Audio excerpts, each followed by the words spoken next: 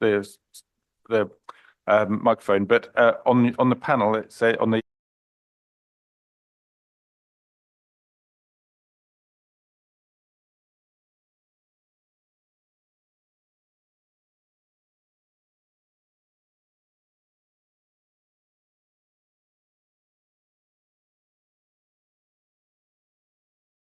good morning. Welcome to the meeting, an additional meeting of the Cambridge and Peterborough Combined Authority Scrutiny Overview and Scrutiny Committee. Welcome to everyone who's joining us in the today in Huntingdon and those who are watching on live stream. The Combined Authority does allow filming and photography at its public meetings, so please feel free to take pictures, use social media during the meeting. But I would like to ask if you could turn your mobile phones onto silent so that we're not disturbed through the meeting. No fire drills are scheduled. If there is anything, we'll adjourn the meeting and meet in the muster point, which is in the High Street. So obviously the meeting is being recorded. Apologies for absence. I believe there are some. Let me know. Thank you. We've received apologies from Councillor Thornborough, Councillor Jones and Councillor Hay. Very much. Declaration of interest. Does any member wish to declare a disposable pecuniary interest or non-statutory disclosable interest for any of the items being considered today? Obviously, we can declare that during the meeting. No. Thank you very much. We haven't received any public questions. So we can now move on to the first of our two substantive items, which is on the bus reform and the papers published on the consultation. We have with us Judith Barker, Andrew Highfield, Richard Jeremy to present the report. We've also got Rob Emery and Ed Coleman in attendance to ask any to respond to any financial points. I believe I'll hand over to Judith and colleagues, and then we can have a discussion. Thank you very much. Thank you very much, Chair, and thank you very much for the opportunity of saying a few words. Because obviously there's been a great deal of discussion about bus reform, and your scrutiny of this really important decision is obviously a key step in that process. So what I'd like to do is to say a few words of introduction to where we are at the moment. Obviously, we had a bus working group, an informal group on Friday, and I can see two of the councillors who attended that session will be able to report back on that, and hopefully there will be plenty of time for your questions about the process, the results in this really important stage of this really important decision. So, by way of an introduction, obviously we have been considering bus reform for some time, recognising that bus services in Cambridgeshire and Peterborough haven't been delivering the outcomes for the region. And since lockdown, that has become worse. So obviously, as officers, we were asked to look at alternatives. I think it's just worth drawing out that there are essentially two options that were presented on bus reform. One was the enhanced partnership, which is essentially a negotiation with the existing operators to try to provide a more coherent pattern of services, but working with those operators. And obviously the outcome of that is as good as the negotiation that you managed to have, but as one of the parties to that, as the combined authority, we'd obviously have less ability to frame and develop the network. In a franchise option, the other option, that is very different. That's about the public sector taking over the network and then contracting bus services on long-term contracts with performance management in place. So obviously under that scenario, there is the ability to frame and develop the network. So you will recall that by July last year, when we did indeed have a couple of bus working groups in the spring and the summer, and then we had overview and scrutiny in July and the board in July. And at that point, what we were presenting was the business case, or also known as the assessment. with its 5 cases set out, and that was approved by the board at that point. And they also approved, and you at this committee reviewed, the audit that Grant Thornton had done. So to be compliant with the legislation, we had to have an independent audit which would verify the data and the analysis, the approach to the analysis that was compliant with the legislation. So both of those things were approved in July. And what that assessment stated was that it favoured the franchise model as best meeting the strategic objectives, and that it was affordable and provided value for money. So in July, the decision was by the board to agree to go to consultation, so both of the public and statutory consultees. And that's what we did over the autumn. So we had a 14-week consultation. And obviously this committee did provide us with significant advice about how we needed to do that and reach out to people. And obviously that's one of the things we can talk about today. So we had many methods of engagement, and we received over 1,600 responses back. So since that closed towards the end of November, our job, of my colleagues and I and many others, has been to consider those responses and then report back to you, the committee and the board, on that. So obviously,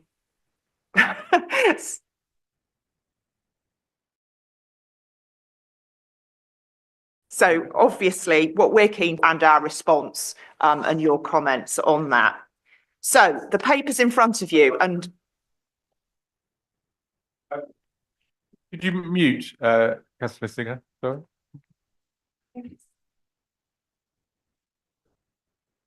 Great, we're good to go. So I think we'll all appreciate there's a lot of paperwork. So by way of explanation, I'm just going to run you through the different documents, because we're all very aware of, having gone through it many times, of the range and depth there is in these documents. So the starting point is the cover report, the officer report, which hopefully sums up the process and the results.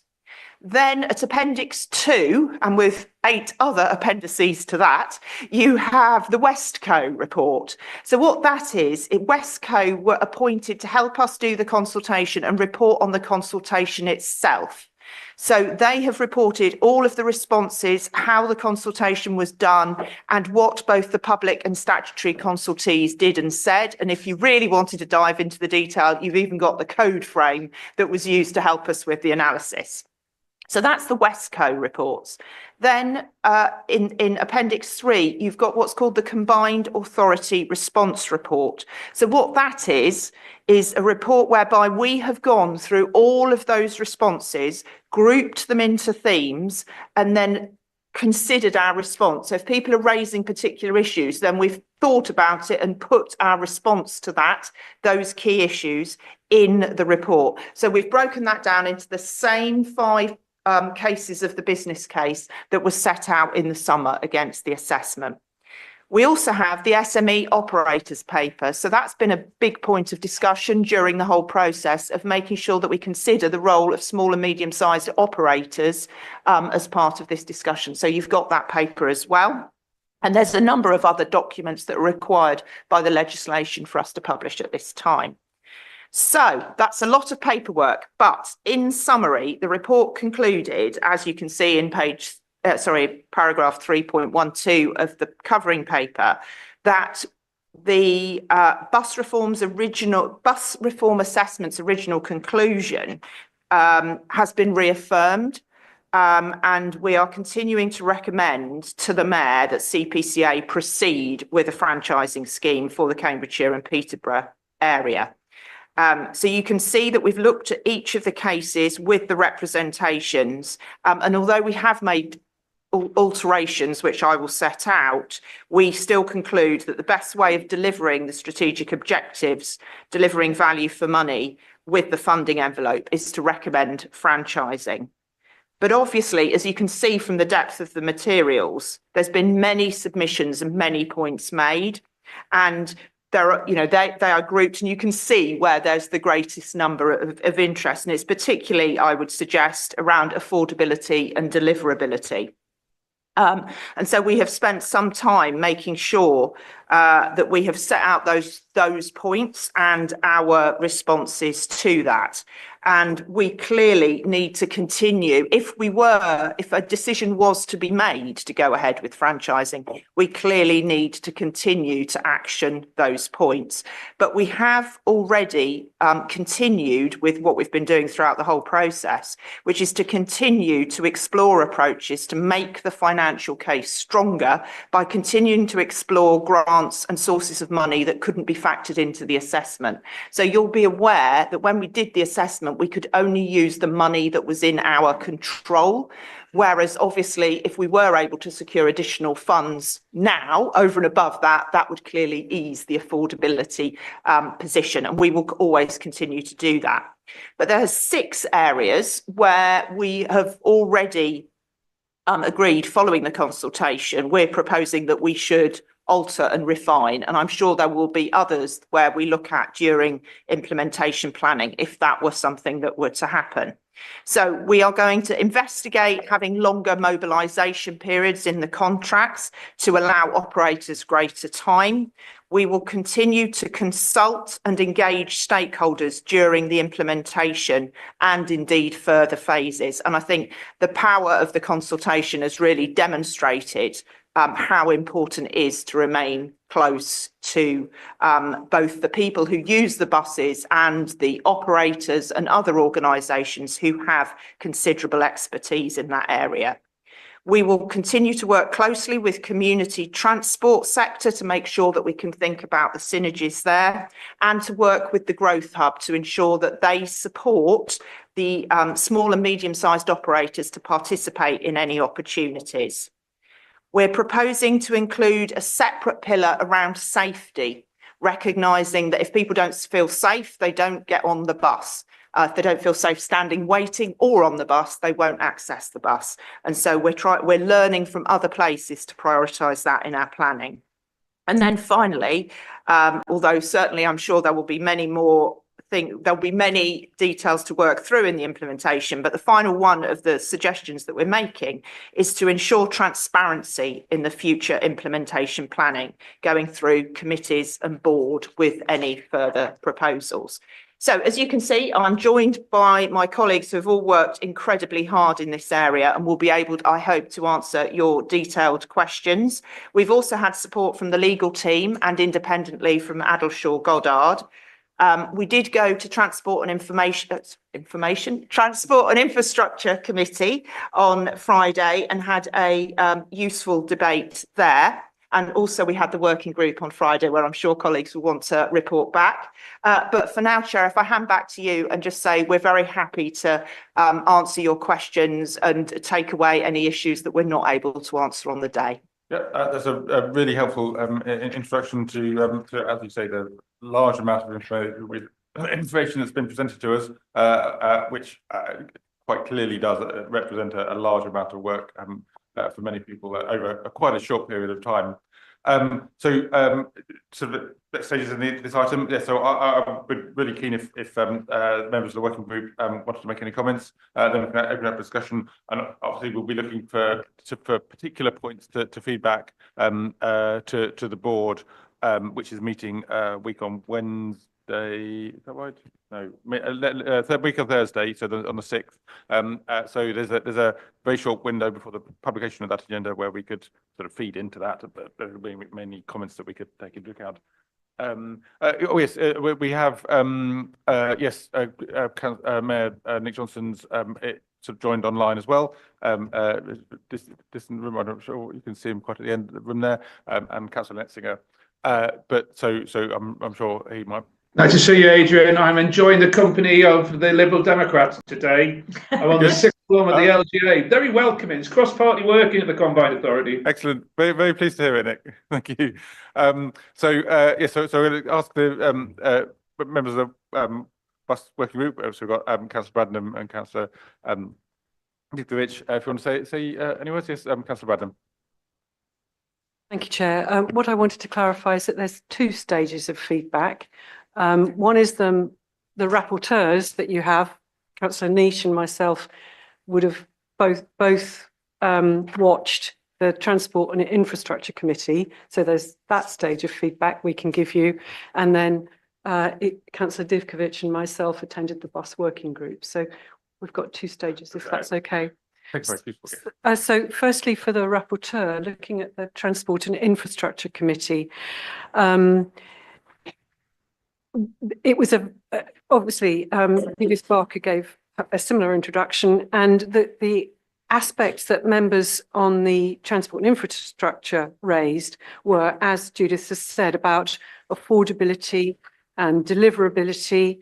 Members mentioned this was a great opportunity for connectivity between buses and train stations so that we actually have a joined up transport network. There was a look at, and I'm not going to take them, this is no particular, it's the order in which they happened.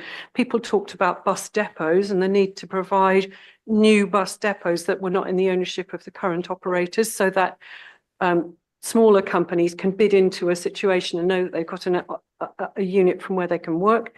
We talked about funding and the precept, and from the business board, there was a really interesting point about, we've gathered a huge amount of data, as everybody can see, and we must continue to use that data as the system rolls out. It's not fixed, so that it can inform what's going forward. And the other thing is, we've got to make this work. That in order to get people out of their cars to make we've got to offer a really good public transport network that works and is seamless. So the other point was raised about, given that the actual physical take-up of services won't be as quick as we want it to be, inevitably, because people are slow to change. And so the build-up in ridership and income will be slower over time. Do we have enough resources in the background to support that system until the system clearly wins over public appeal? And so it was capacity to face risks, which were addressed by Rob Emery at the time. We also talked about, or they also talked about, the timeline and how soon it could come forward, and assurances were given about that, and also the affordability. So I'm not going to go, those are the questions that were asked. I'm not giving the answers because it's not for me to give the answers, but just to clarify that. John, did you want to? Yeah, let's hope my voice helps out on this one. Luckily, I won't have to say too much because Councillor Brennan said an awful lot there. Again, going back, it was obviously the capacity, the financial capacity, and the sustainability, which has already been mentioned. I'm just literally going down here, and they did mention about the staffing increase as well, which I'm sure you'll go into, because I think it was mentioned as 15 plus consultees, etc. Because obviously, from the combined authority within their own, they haven't got capacity in their own area, so they did mention that. And talking about it's having that control of the network at a local level, which they felt was really important, which is why they thought the franchising, from their perspective, was the best way forward. And again, they did talk about future funding from grants, which you've already mentioned, as you can't do that yet, but you could look at it in the future. So it's built on what is the capacity of the combined authority to afford it on its own, and then hopefully in the future, once it's go, they can actually reduce that costings. And whether it can, the sustainability was the other one of the long-term sustainability of getting people to use buses. So thank you, Chair. Thank you very much. Thank you very much indeed. Yes, so it's on the bus working group. Thank you. So we had a lot to think about at the bus working group and a lot of notes to work from. So do you want to pick up Ava first on the aspects that you raised? Yeah. So I haven't got my notes with me, but from memory, there was some questions that I was going to get responses for on the demographics. I don't know if you've got them. So I mainly asked about the demographics to understand and get an idea of the amount of engagement we had from young people, because they will benefit largely from, obviously, the changes in bus franchising if we go down that route. But yeah, so I asked about that. I asked about the time frame in terms of whether there could be any changes, whether there are any potential uncertainties, and what could potentially get in the way of, if anything could, of the decision being made in February. And I think officers were confident that the decision will be made around that time, before the elections. And other than that, do you remember, if you can remember other things? There were some other things, but yeah. So we then got answers from Rob about affordability and the fact, I'm hesitant to know I'm just planting questions that you can then ask Rob, because that's for us to do at Scrutiny and Overview. So we quizzed Rob about affordability and he talked about the headline numbers. I'll let you talk about that. I asked about, are we sure we can do this? That have we got the ability to manage this? And Judith talked about capacity amongst the staff, and that we would need to increase that.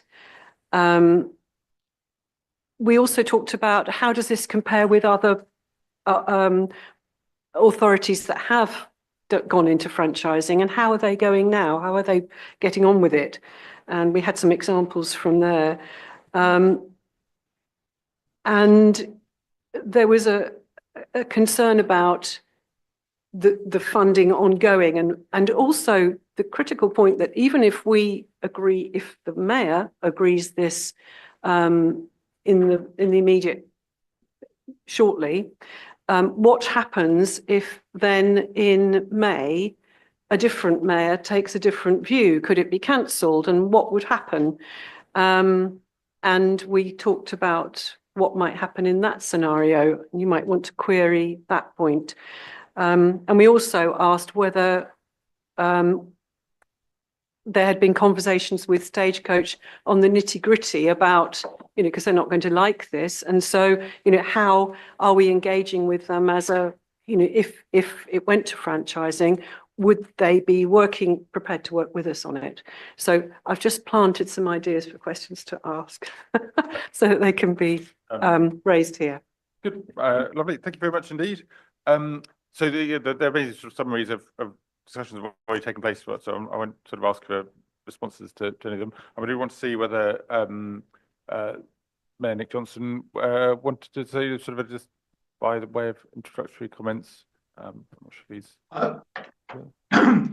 Well, I don't think it's for me to comment about anybody who may be planning to stand as mayor as to their policy position with regard to franchising. And obviously, just to reiterate the point, I am listening not just to yourself today, and I've listened to the tick of it. There's no predetermination in anything and what I'm going to be able to say. Obviously, I'm appreciative of lots of consideration, not just from the overview and scrutiny, but from the TIC committee, as well as the public consultation and what is in the public domain as to kind of what is being advised or what is being sort of agreed to. But I'm still listening, and I will not make any comment about any potential other candidates in any mayoral election as to their attitude towards franchising. It's for them to justify their position, either pro or against. Yeah, thank you very much. Yeah, appreciate your position, and it's very good of you to be here to listen to the discussion. Thank you. Did you want to say anything else, Councillor Brennan?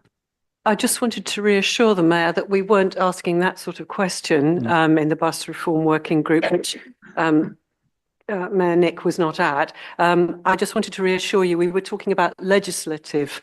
The question was, is there an opportunity legislatively for another authority to revoke the decision that has been made if it's made here? It was just, what are the legal options if that was what somebody wanted to do? And I'm not suggesting anything about who. I appreciate the clarification. Thank you very much.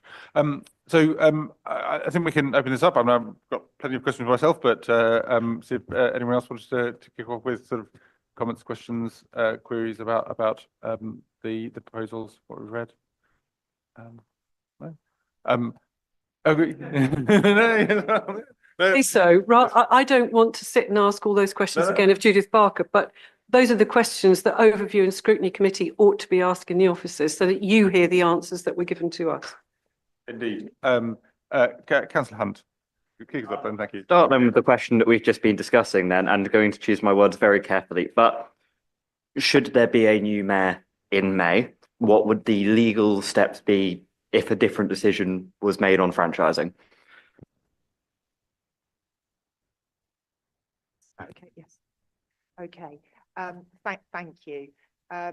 So obviously what we have done, because obviously the timing of this situation means it's incredibly important that we get the appropriate advice. So we have received technical advice, which is in the legal implications section in the papers, as well as what I'm about to say to you. But it's clearly lots of references to Transport Act 2000 section, what have you. So I will try and give you the highlighted version of that. So as you're aware, we've been through quite a complex and long-standing process to get to this point. And that's what we have to do to follow the Transport Act to prepare a franchising scheme. So there are only limited circumstances when a franchising scheme can be revoked. And there's effectively 3 circumstances, and those are set out in the Act. And that those circumstances are that the local services in the area which the scheme relates to are likely to be better if the scheme didn't apply. The second one is that the continued operation of the scheme is likely to cause financial difficulties to the authority. And third, that the burdens of continuing with the scheme are likely to outweigh the benefits of doing so. So those are the 3 conditions that have to be met in order to overturn the scheme. Then, if that is the case and it's felt that those conditions are met, then the authority needs to follow the procedures to actually establish if that is the case. And we actually need to go back through the process, prepare a business case, and then go out to consultation on that new set of circumstances. So that is the process. So in essence, we've gone through the process to get to this point. And in essence, although clearly I am simplifying, you need to go back through the process to be able to revoke it.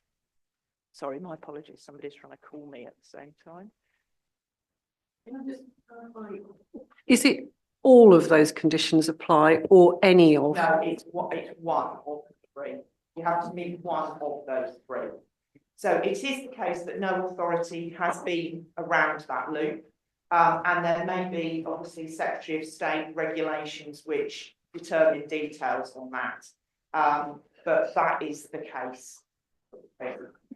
But just to clarify that, as soon as the decision is made then on the 6th of February and the Appendix 5, I think it is, the scheme is made, after that point, then the only way of reversing it is going through that process. So we quickly get to that point of no return, or very difficult return, after the 6th. If it's okay with the committee, to ask my colleague Matthew Cumberbatch when he gets it. Okay, fair enough. But my understanding as a non-legal person is that the current process we are engaged in is that if you can, we have the board meeting, the mayor then considers all of the information, he may then make a decision. At the point when he makes a decision, certain things have to be published in a particular way. Obviously, we have to ensure that that is all correctly followed from a legal point of view. If and when we have reached that point, then here indeed Might need to give him a moment to get up to speed, but yes. My understanding is at that point that when everything's published and complete, that the only way of going back would be to follow that revocation process. But if I could ask Matt, perhaps when he's got the chance. Yeah, absolutely. No, we come back to it. Absolutely, yes, indeed. That is my understanding. Thank you very much, Nadia. We'll come back. While people are thinking, I'll kick off. I mean, one thing I did, I thought was drawn out very well was that the sort of thinking you've done around SMEs, smaller companies. My experience of sort of bus services through the current system is that small bus companies, sort of quite locally based, engaged with their communities, provide a huge amount of resilience for the bus system. When you have problems, they can come in quite quickly, quite flexibly. I mean, and are a good good complement to having the sort of larger operators. So I think that's the amount of focus you've put on that is really good. And just to sort of just summarize briefly, I mean, from your engagement with them, providing sort of you feel like you have a good understanding of how to set up the contracts in a way that would work for them. I mean, there's probably quite a variety of different models that they follow and requirements they might have, but by routes or by areas,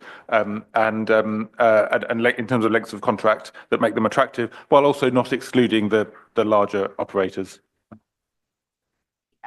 The commercial and procurement part of this proposal is absolutely key to it, because, as we say, franchising is dependent on us moving to a situation where we are procuring the services to run our network, rather than the current arrangement, which is the operators run the majority of the services commercially, but we do procure in some areas in order to fill the gaps where they are identified.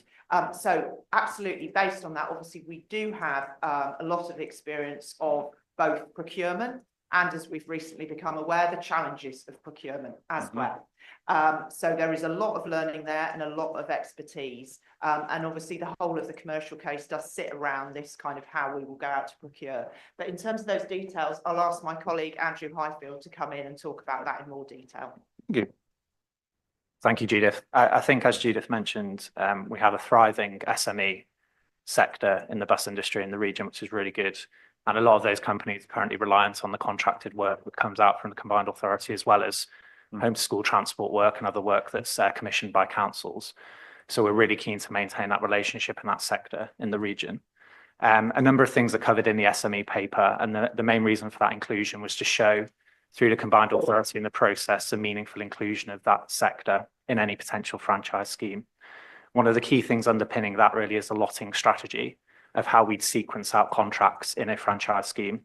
And the assessment and the consultation response both make clear around facilitating smaller lots, potentially even of one bus up to 60 buses, for example, in a package that could be bid on by everybody, because we can't preclude other operators from bidding as well. But we can also put in mechanisms to enable smaller operators to have a greater chance, hopefully, in terms of their inclusion in the market. And that's something that we've been really mindful of through the assessment, to make sure when we're packaging up in a sequence, it's not just super lots that the bigger operators be attracted to. It's a really good mix. And obviously we need to work through that sequencing and any implementation planning to make sure that still works for that sector as covered by the paper. The other key thing is probably just to reference the depot strategy. Yes. And a key part around that is obviously the depot strategy that we've identified in the assessment and through the consultation response is focused on a large depot in Cambridge or Cambridge area and a large depot in Peterborough. Obviously, that would lower the barrier to entry for larger companies who currently don't operate in the region, to provide more competition and value for money, probably in those bigger lots.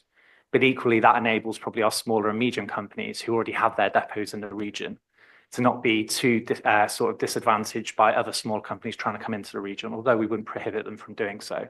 So that's the way we sort of structured that depot strategy as well, to try and facilitate that meaningful inclusion of SME operators.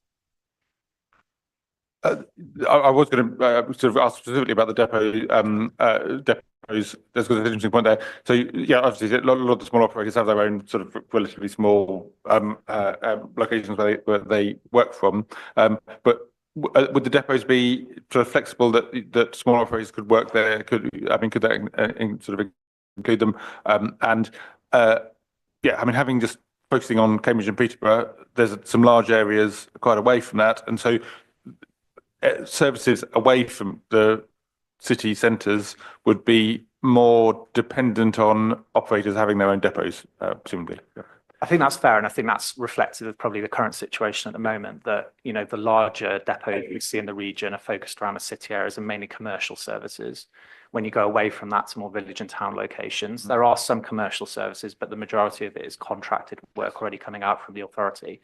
So actually the SME market, who the majority of which are reliant and win those contracts, have already sort of built their business model around that approach. So the franchising scheme would need to make sure that whilst we want to achieve the benefits of what we would intend to do from having that control of the overall network, we'd want to make sure anything that's working well at the moment continues to do so. So yeah, the reason for the depot strategy focusing around the city areas is that's where currently the larger depots are that focus on the commercial services with quite high frequency, which demands those buses really being there and needing to be there for proximity purposes as well. And I'm sorry for the very detailed question, but whether an operator uses the sort of the CPCA depots are not be included in sort of the pricing. I mean, and so that the operators that have their own depots aren't sort of disadvantaged, as it were, commercially for operators that use the CPCA depot, presumably at a quite reasonable rate. Yeah, so I think it'd be fair and equitable to all of those bidders for the larger lots, because in effect, there's not a high barrier to entry for those operators that don't have a depot, because they'd have to factor those costs into their bid potentially. For the smaller lots, it would be more beneficial probably to the SME market who already have depots and don't necessarily need to again factor in a new depot to their costs. I think your other question was around potential shared allocation of those larger depots. There is potential for that, and I think we referenced that in the response report, that obviously if there's a consortium of operators who bid together, or there's some prudent work we can do in any implementation planning to look at how we can facilitate the depots being shared in the sequencing of the contracts, we definitely look at that further as well. Okay, thank you very much. So Councillor Dybkiewicz. Yeah. Oh, is it on? Yeah. So just looking at the stakeholder responses from the operators, they're generally mixed, I would say, from reading them, mainly positive and in support of the CPCA's ambitions. But there is also criticism and recommendations from them. So they did mention challenges that would come with infrastructure, with increasing patronage, which Stagecoach said is unlikely because of forecasts, or it's going to be a heavy challenge because of forecasts and the decline in patronage generally. And so thinking about those and the challenges that they have mentioned, but then also the recommendations that they have suggested, and in taking control of the bus services with franchising. Have you fully responded to these? Have you taken these on board? Another thing that I noticed from the responses is that there were some criticisms about the lack of meaningful engagement from the operatives about enhanced partnership. And some of them actually suggested this as a preferred option. Now, do you have a response to that? And have you considered these recommendations? Thank you. Both really important issues. And as you say, we've broken down in the responses, both the responses by the statutory consultees and by the public. And in one of the appendices, you can see the kind of verbatim responses by the statutory consultees. And as you say, the picture with the operators is broadly different in its profile to that of the wider public and some of the other operators. I think you make a very important point about patronage, and I will ask Andrew to respond to that, because it's both important in terms of the assessment and the statistics in this area, as well as the sort of wider picture that they're painting. The second point so I'll ask Andrew to answer that one, but the second point that you made regarding the enhanced partnership, and this is covered, and again, Andrew will, I'm sure, be able to point to the detailed section where this comes up. But we do have a bus operators forum, and we did have discussions there which didn't previously advance. Now, obviously, that's the position that we've experienced. Now, it may be that we could re-explore that, but previously we haven't been able to advance the enhanced partnership. But clearly, if an enhanced partnership was the outcome of these current discussions, then we would reinvigorate that, because whatever happens, we need to make sure that we have the best outcome that we can achieve for the residents and businesses. But it is the case that that wasn't successful in earlier engagement attempts to develop that model. But if I could just ask Andrew to talk to the patronage point and perhaps provide more detail on the enhanced partnership point as well, that would be great. Thank you. Thank you, Judith. So we're just finding the relevant section and response report, but in 5.26, I know it is specifically mentioned by some operators in response around the engagement leading up to the production of the assessment and the options. So there's a bit more detail there, which I'll hopefully cover off a little bit more as well here. We did have a really good range, I think, of responses from the bus operator market. That was a combination of larger operators currently existing in the region, smaller operators, as well as you'll see quite a handful of operators who don't exist in the region, who obviously have shown an interest in terms of responding to what we're proposing, which is positive and useful in terms of the interest. We've obviously reflected some of the feedback and recommendations that have come back. As Judith mentioned earlier, particularly around mobilisation periods, which is something that really strongly came back from the bus operator sector, around potentially making those longer to give them more chance to sort of prepare for entering into any contracts in a franchise scheme. I guess the other thing mentioned around the patronage is the model at the heart of the assessment included a range of factors around the bus market and what would then influence increased patronage or decreased patronage in some circumstances. It was doing that being reflective that bus patronage has been in decline for some time, particularly before and after COVID, and that was in the reference case in the assessment. And then it built in, as we've denoted in the assessment, a range of improvements, particularly around reliability and increased mileage of services, to then drive out the other end, the increases in patronage. I think what Stagecoach picked up, particularly in the response to consultation from recollection, was around a bit of a difference in terms of some of the strategic ambition around patronage increases to 2030. And then what was probably a more conservative view in the assessment that still had a patronage increase, but probably not to those levels. And I think what we tried to cover in the response report is just a distinction between those two things of the ambition versus when we've worked through the model in the assessment and what that's thrown out the other side, what those forecasts look like, which is still increases in patronage, higher increases in patronage for franchising versus an EP, reflecting the higher benefits of franchising that's come out from the assessment. Hopefully that answers it. Thank you very much. We've got a couple of other people who asked to speak. I just wondered if we could bring in Matt Cumberbatch on the point about the sort of reversibility, the process of reversing a decision, and at what point the decision becomes difficult to reverse. Thank you, Chair, and apologies for being late to the meeting. It is possible to revoke a decision. It is not easy to revoke a decision. So if you are looking at a process which has been through an external audit, full public consultation, and obviously the decision-making process, then unless it's set aside by the courts on some procedural point, which I think is unlikely given the process which has been gone through here and the advice received, then you're then, after the decision has been made, looking at three particular areas to look at under the statute. So Section 123 of the Transport Act 2000 sets out three circumstances where it would be considered appropriate for the consideration of reversal of the decision. So the first one would be that local services in the area to which the scheme relate are likely to be better if the scheme did not apply.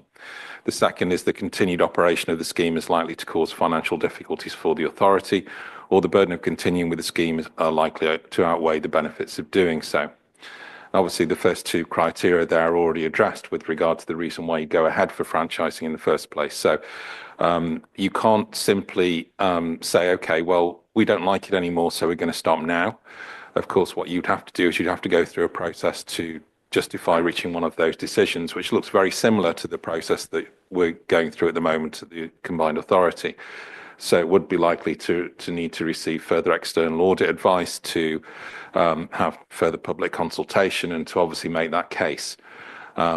The other thing to bear in mind as well is at what stage you'll be at in the franchising process and how that may affect local services. As soon as the decision is made to franchise, if that's the decision that is made, then bus companies will start to prepare for that. They may even be in the process of bidding on franchise routes at that point and at their cost as well.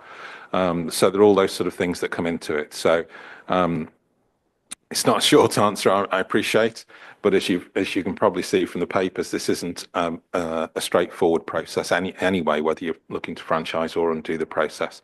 So in summary, it's possible, but it will require some time, some more resource, and it's not necessarily the case that it will always sort of meet the criteria required in the statute. I hope that assists the committee. Thank you. That's really good and entirely compatible with what Judith was saying. So just a clarification, the decision, the board's going to discuss it then as a mayoral decision. It's at that point when the mayor makes the decision that this reversal process would be required to end the franchising. Because of what the statute says in terms of where the actual decision lies in terms of it being a mayoral decision, then actually it doesn't become a decision until the mayor's made that decision. So, which is why you'll see on all the papers that are going through at the moment, there are recommendations through, or in this case, looking for any comments and suggestions as they go forward as well to the ultimate decision maker, which will be the mayor in this case. Thank you very much. Any points on Councillor Nish? Thank you, Chair. It did come up with a question I had, but it actually links into this one. It's just that because the timing of it is I suppose a concern in that are we rushing it through due to the electoral process, and whether it would potentially overturned or not is also immaterial in one aspect. Is that timing frame as to when does the mayor actually make the decision, and how close it is to the electoral process will be perceived, I suggest, as being rather a potential concern for the future. So trying to keep the politics out of it, but actually I'm just worried about the process timing in that it's so close to a potential electoral change. Right. Councillor, as an officer, it's not a question for me to answer. I don't think. I think that's obviously something for the committee to consider. Yeah, I think there is a point we can sort of absolutely. Is it I mean,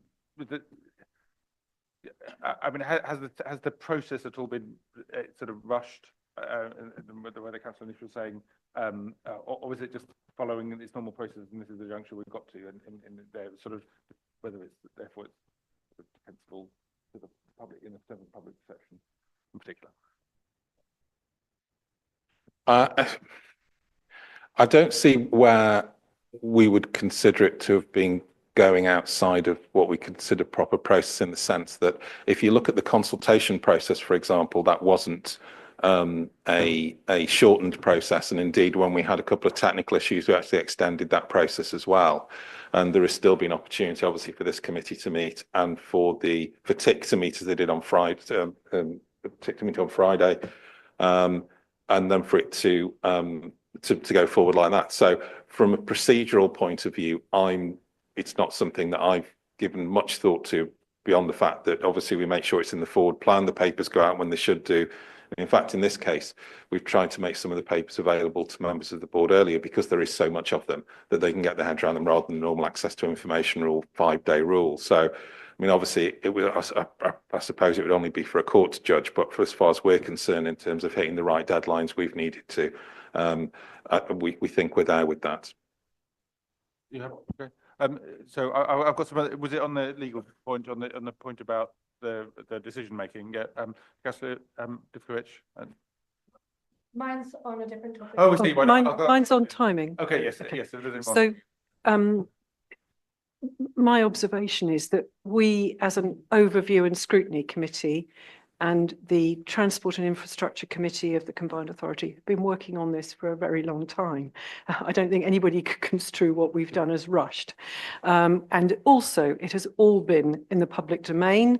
The consultation has been very full, and we've had over 1,000 pages of data not just at this committee, but at Transport and Infrastructure. We've had them here, we've had them at the bus working group, and my observation is that it has been a very thorough process.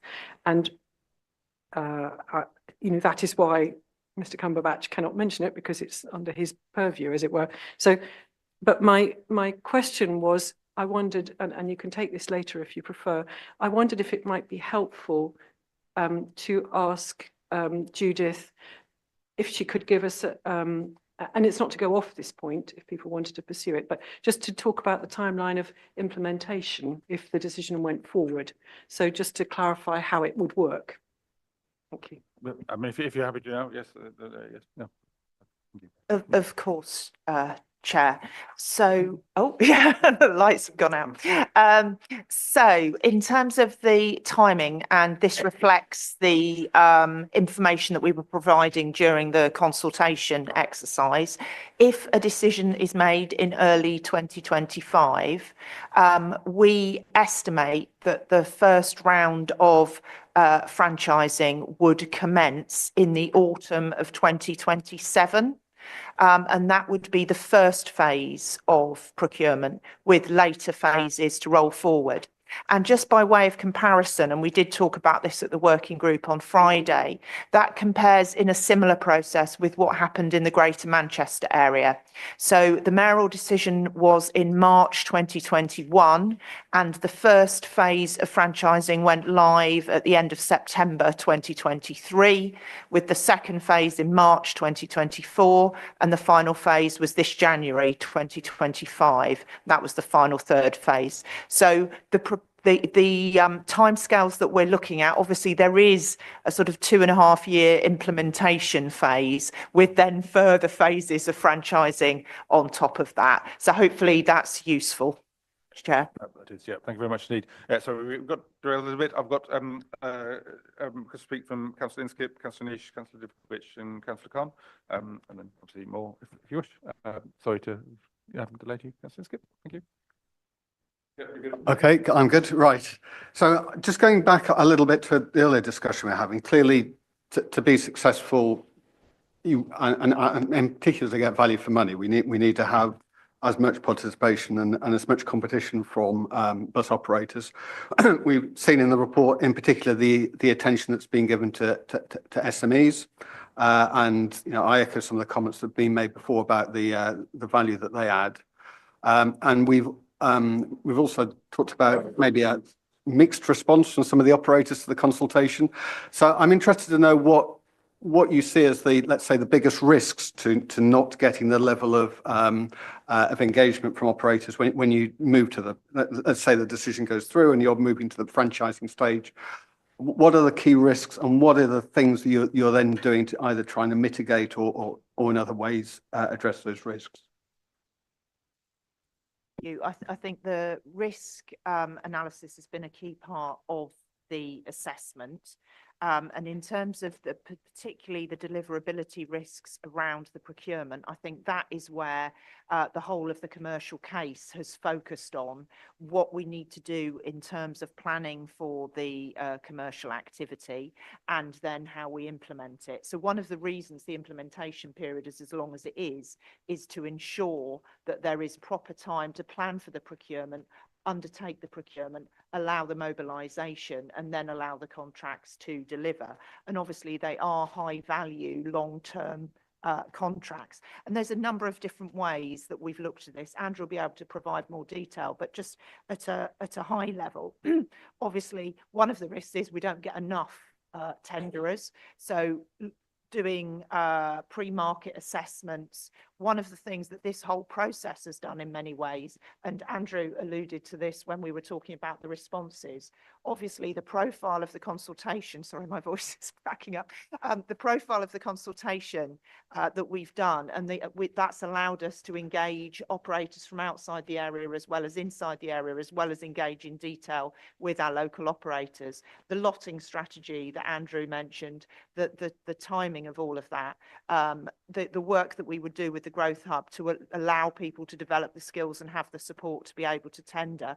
All of those are aimed at maximising the engagement of operators in this.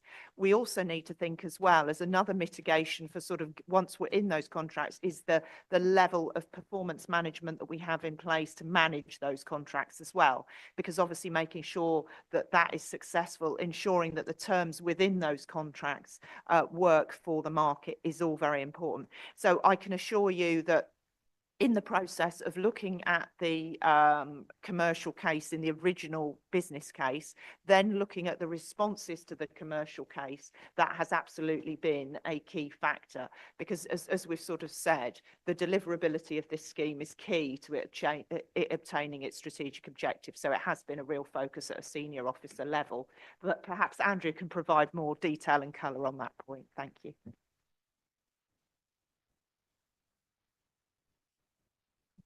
Thank you, Judith. Yeah, so I think probably sum it up around 4 main areas. And as you can appreciate in the assessment, the way that the depot strategy in particular matured as it did was because we were keen as officers and with our consultants to make sure a lot of these risks were mitigated as early on as possible in terms of the design of a potential scheme flowing into any potential implementation. So I guess the 4 main areas, which I think Judith's covered as well, is around the specification of any potential contracts.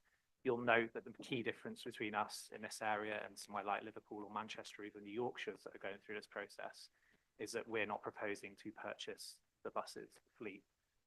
So we'd expect the operators bidding to bring those to the party, so to speak. So obviously the specification of that fleet is critical to assessing what's available in the market, what operators can bring through those contracts and that sequencing. So that feeds into the specification of the contracts itself, which will be something critical around making sure we've got competition. It's fair and equitable amongst all bidders to be able to try and get that fleet or procure the bid for those contracts. The other key area is mobilisation, which we've already covered. I think it is clear, hopefully, in the response report that we've listened to the operator market in that regard, and we're looking at the investigating potential to extend those mobilisation periods to give more time post-bid and post-contract for the operators to set up and launch, which allows them more time to get the right things in place from an operational perspective. I've referenced the depot strategy, and I think we've covered that, but that was the other key area. And I think the final thing in terms of thinking forward, if a decision is made, is around the network itself.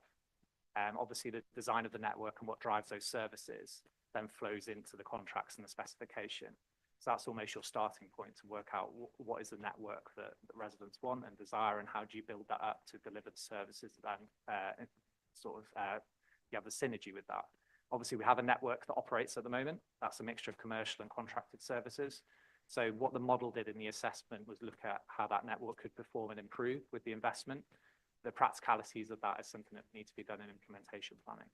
So that's not a risk too much linked to the competition itself, but getting that right is obviously key for those other steps to then emerge to try and get as much competition as possible. Okay, thank you. I've got one other question, which I think I'll ask at this point, and I'll probably got a couple I'll come back with later. Clearly, obviously, again, from a delivery perspective, you're going to have to build and staff with a set of effectively new skills. And I know there's mention of trying to draw on those areas that are already looking at franchising, but the reality is, franchising there's not a lot of experience in the UK. So I'm just interested a little bit more about how you see you can develop the expertise that's needed to actually to run the service should we go down that path. Thank you. Absolutely. So in the assessment, it sets out staffing models and costing models for those staff, assuming that we have a particular model of gearing up. So it assumes we have 15 additional staff in the team. So that is a serious uplift from where we are now. And it also assumes that that is supplemented by both temporary appointments to allow us to bring in particular areas of expertise during the implementation phase, as well as specialist consultancy support. So it's really 3 tracks. So we have already appointed, and Richard is indeed that person, a bus reform programme manager who's helping us tie those things together. And Richard has experience in both Transport for London and Transport for Greater Manchester. So we are already sort of reaching out into those places. So we have visited and been a part of discussions with Greater Manchester and regularly touch base with the other places that are experiencing this, and making sure that when we're appointing consultants to work with us, that we are ensuring that they have expertise of working in those places. And indeed, that's also the approach that we took to the consultation, making sure that we learned from what had worked or perhaps what hadn't worked in some of those locations in order to build that expertise. So we're absolutely looking to gear up, to learn from other places, and to make sure that we're working with consultants or temporary staff who have experience in those places. So obviously in the case as well with the Manchester example, because that is live, then we do also have the benefit of understanding the data that they've been able to prepare. And I think that's important from two ways, really. One, because the transparency of their data, which any of us can go onto their website and see whether it's having the impact, the forecast impacts, for instance, on patronage, for instance, on punctuality and so on. So that's helpful. But it's also understanding what initiatives actually drove those figures and allowing us to use that. And some of the more informal conversations around that's important. The final thing I'd draw upon is the kind of position with Department for Transport, because obviously sort of going back a couple of years, there was a position where this was perhaps it was absolutely in the legislation from the 2017 Bus Services Act, but there's clearly a renewed interest in franchising now as the new government is looking at extending this to county or upper tier authorities as well. And I think it's fair to say the Department for Transport is looking at their support for this in a totally different way to how it was being looked at before. So they're looking at having resources within the Department for Transport to support franchising. And we've already had a meeting with them about how we can support them and indeed how they can support us going forward. And that includes both questions about if there are any opportunities for funding, as well as opportunities to share experience. And rather than needing to draw as many people in externally, how can we use a core team within DFT that's supporting franchising? So all of those things are important, but obviously the team here, Andrew, Richard and others absolutely have considerable experience in terms of delivering bus services. And that's really important because although we absolutely have to build our expertise on franchising, build our capacity in procurement, we also need that focus on bus networks, how to work with operators and how to engage with the buses directly. And that's really important as well. And, you know, their work in this area is exemplary. So I'm really pleased to be able to work with them on these issues. But Andrew, do you want to say anything further? No. Thank you. Councillor, did you have some questions in addition to that? Thank you, Chair. There's a lot of confidence here, and I'm really pleased, I think, from myself as well, and actually looking at the Transport and Infrastructure Committee as well, because of the amount of work, massive amounts of work you've done behind it, which far exceeds any knowledge that I profess to even have about anything on the buses. I suppose, but all I'm going to add in there is a couple of little concerns. Is that you talked a lot about the Manchester one and things like that, but because we're vastly different to that, aren't we? You know, they're talking about a city, and we're talking about a massive rural area, really, even if you include Cambridgeshire and Peterborough on that one. I mean, just the fact that, I mean, I'm aware there's at least 19 villages in Huntingdonshire that aren't even served by a bus, let alone, like to improve. And that's a really difficult one to look at from a performance perspective, because if you put a bus in one village and you get one person, that's 100% improvement. But, across the whole board, it's a vast cost. So the modelling, of comparisons, I have a concern on. The other that you talked about depots, and obviously there's current other aspects which I've mentioned in the past, in like bus stations. What's the difference between a station and a depot? I mean, I'm sure I probably know one is where you can park it overnight type thing. But obviously some of the stations, as I've mentioned, are actually owned by somebody else. And of course, if they're coming in to bid on those, are they assuming they can go there, park there, and there's facilities there? So also there's another concern there. And on the performance side, which you've talked a lot, and it sounds like we could really keep a good grasp of this. I suppose the risk is what happens when one fails is that then you've got to go through a massive system again and the cost implications of that. So I think, Chair, that's probably covered most of the ones I've got at the moment. Thank you.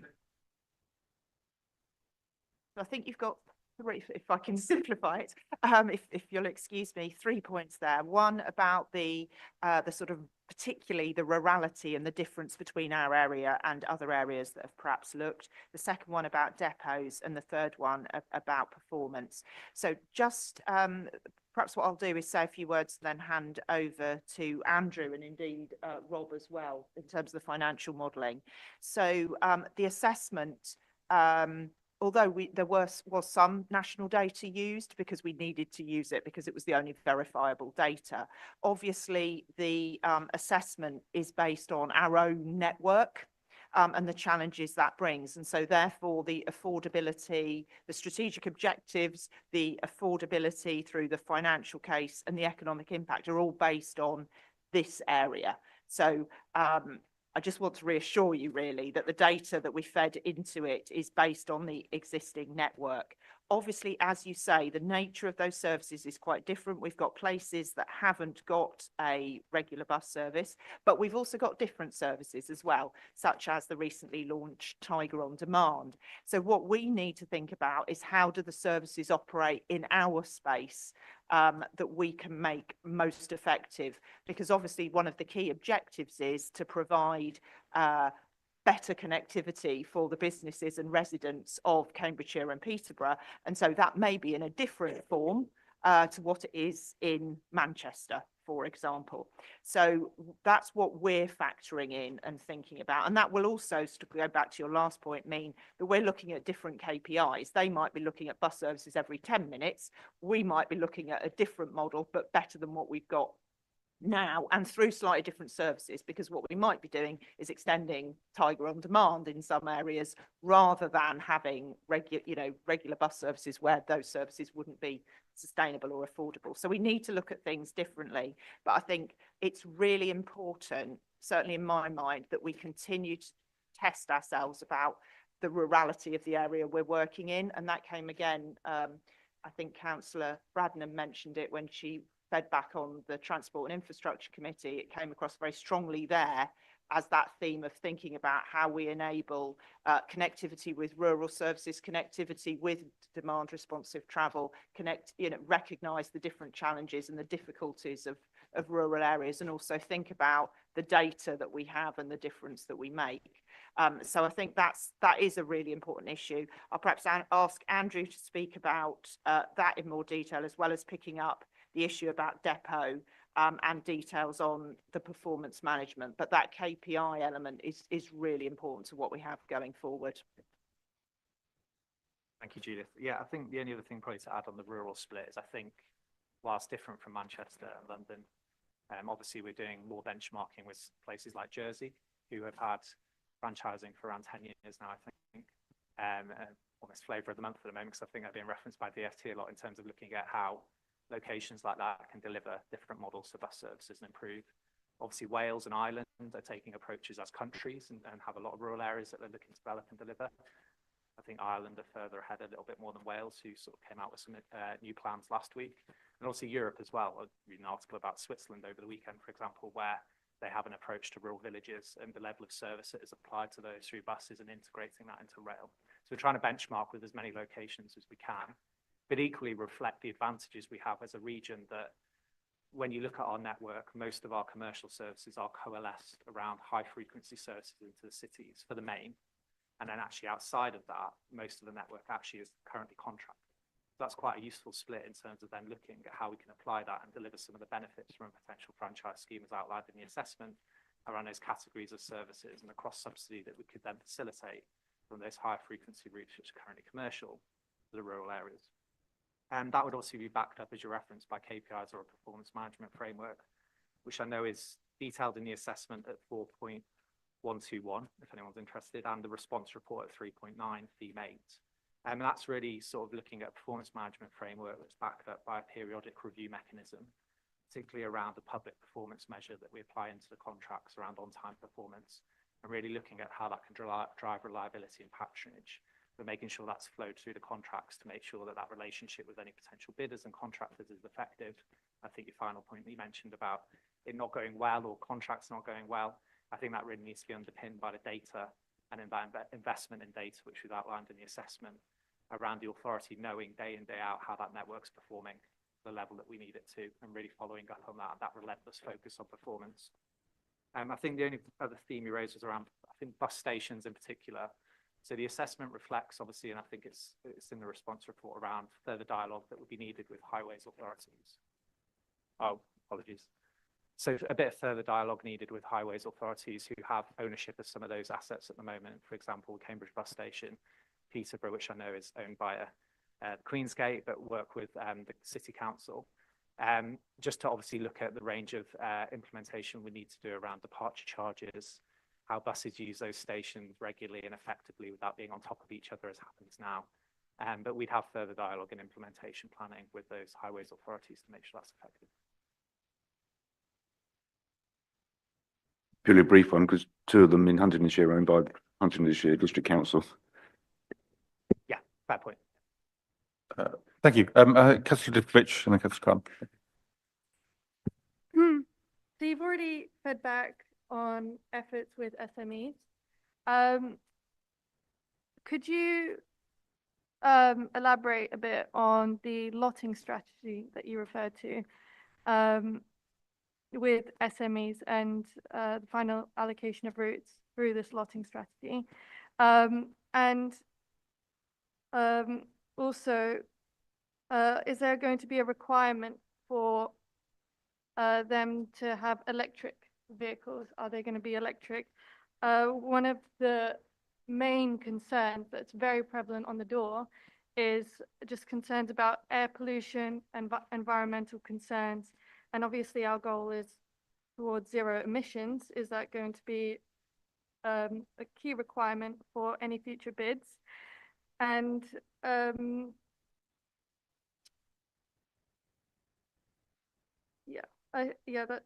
that's my question. Thank you. Thank you. So I think just to pick up probably zero emission first, then I'll move on to lotting strategy. I know it's set out a bit more in our response report at 5.3.4 in terms of more detailed response. I'll try and give a reflection from that now. Zero emission was reflected into the assessment in terms of operating costs that then flowed through the model into the conclusions. But I think the response report, as noted, were reflective of the current market around zero emission, particularly the higher capital cost and the ability to sort of flow into that as 100% of the network quickly.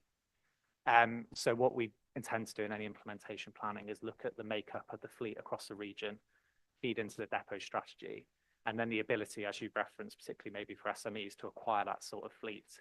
When bidding, it might be a barrier to entry for them, particularly if we specify that on certain contracts. So whilst the outcomes of the conclusion in the assessment are not material to zero emission versus diesel, it is inherent within the assessment about moving to a zero emission fleet over time. It's just how quickly we get there is what we need to then work through in any implementation planning link into those things. That obviously doesn't preclude us, as we did with the DFT scheme for Zebra in 2022, looking for external funding sources as well to support that capital investment, which has worked well currently with the park and ride services. I guess that links a little bit to the lotting strategy, in the main intention, as outlined in the response report and the assessment, is to focus the larger lots on those city areas, so Peterborough City and obviously Cambridge with the busway, park and ride and the other city services. But then looking at lotting strategy outside of those city areas and how that links to being attractive to SMEs in terms of the size of the lot and how frequently those lots come out, because there was some feedback from the industry.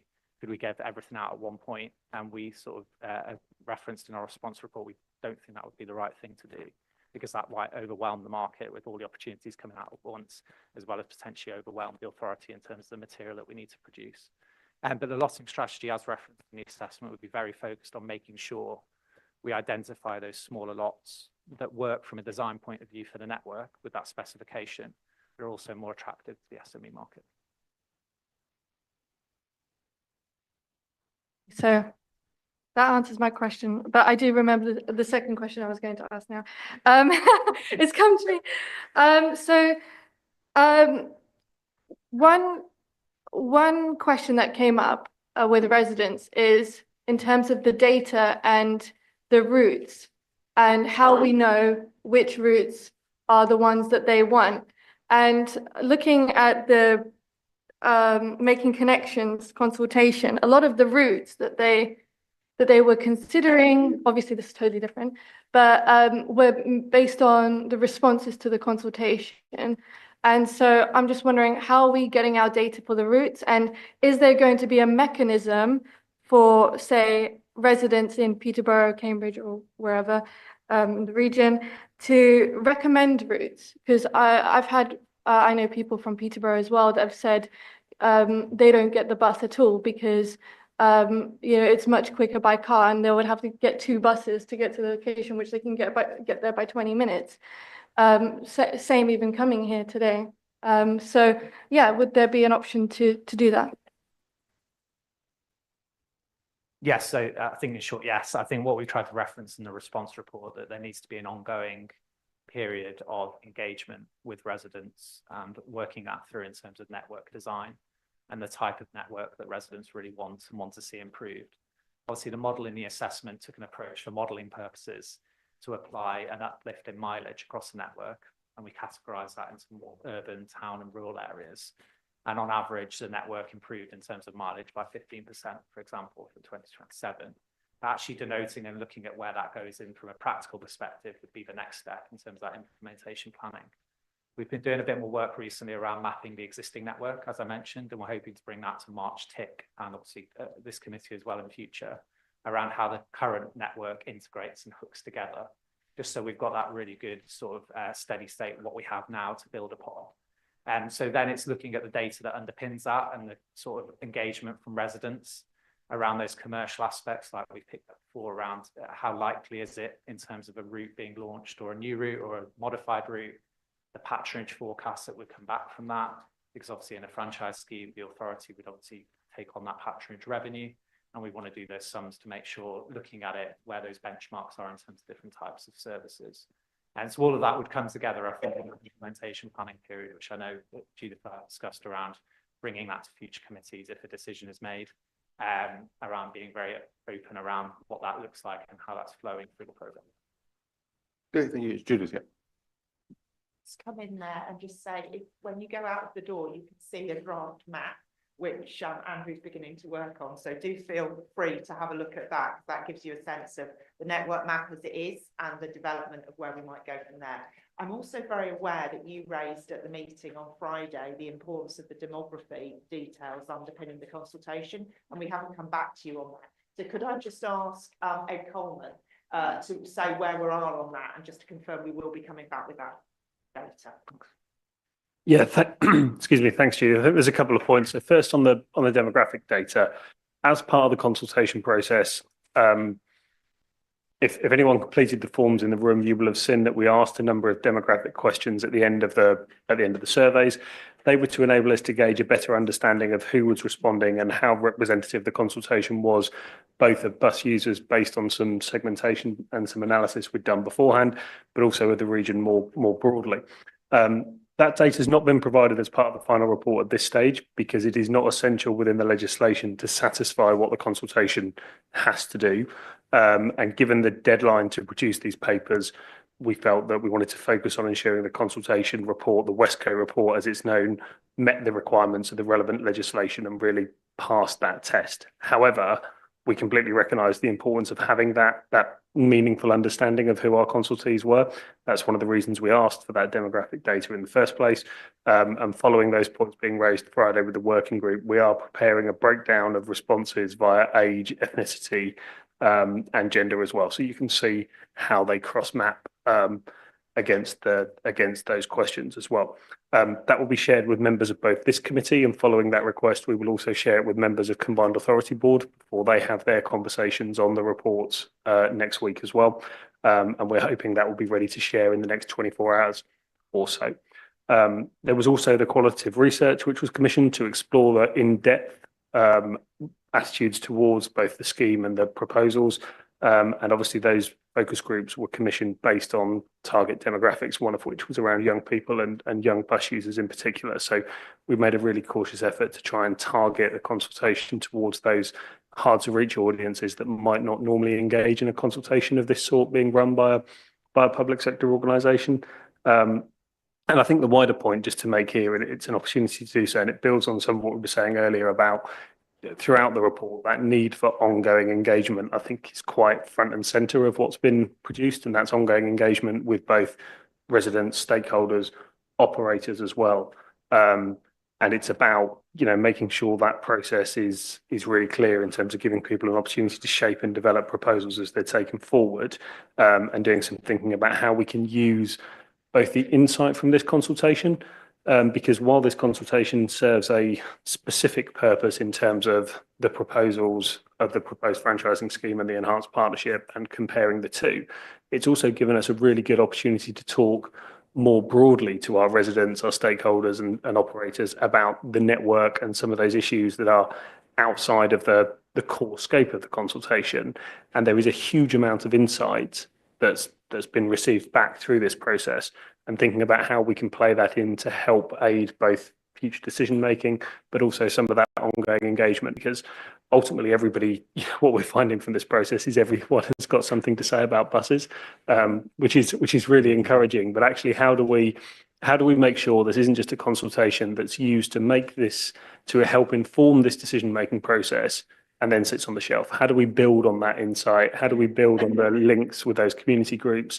For example, Andrew and I went and sat at a session that Healthwatch had organised around disability access to the bus network. How do we keep that connection there so that as we develop future proposals, whatever this decision might be, we've got that increased engagement as a result of this process?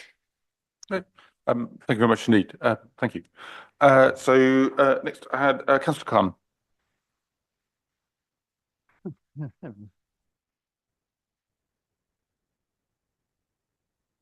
Sorry. In terms biggest investment in this seems to be in the depots, the provision of new depots, £40 million is estimated at the cost. The assumption is that people are going to use them, and very likely they would. But in the case that you have the depots and then in practice the contractors decide to provide their own, what is the risk? I mean, what element of the investment is a capital value which you can recoup, and what element it would be lost, and what are the sunk costs in that? Secondly, in terms of the evaluation of the use under a franchising scheme, how much of the element is based upon the idea that you would have a modal shift, and how much is on the base of the existing use? Because obviously the modal shift is very difficult to actually develop, even when you've got a really good bus service. So it's an assumption that there may be an assumption of a certain amount, but it may not actually prove in practice, whereas the existing use gives you a good idea of what you're likely to use. So how much element is involved in that? The other question I was going to ask was about existing commercial services. Would you be able to increase them? Talked about that. But obviously, if they're commercial at present, a commercial company will only put services which they can make money. But you may want further services. How much that would the increase in providing a more useful service would affect the profit, the viability of the whole scheme? Because obviously that would be a cost on a whole scheme if you had to provide more services which weren't commercial but were desirable. Thank you. Once again, there's a lot of content in those questions. If I might start with the last one first. So at the moment, we have a network within Cambridgeshire and Peterborough that 88% of that is run by commercial operators, and we intervene and through a variety of procurement methods contract the other 12% of the mileage. And so obviously that has extended as indeed that the precept's gone up, and we've been able to invest in more routes in order to reach, as you say, those socially important routes. So obviously that's what we do now, that we've got a commercial model, but we're intervening in part of the market in order to meet needs that the market isn't going to meet.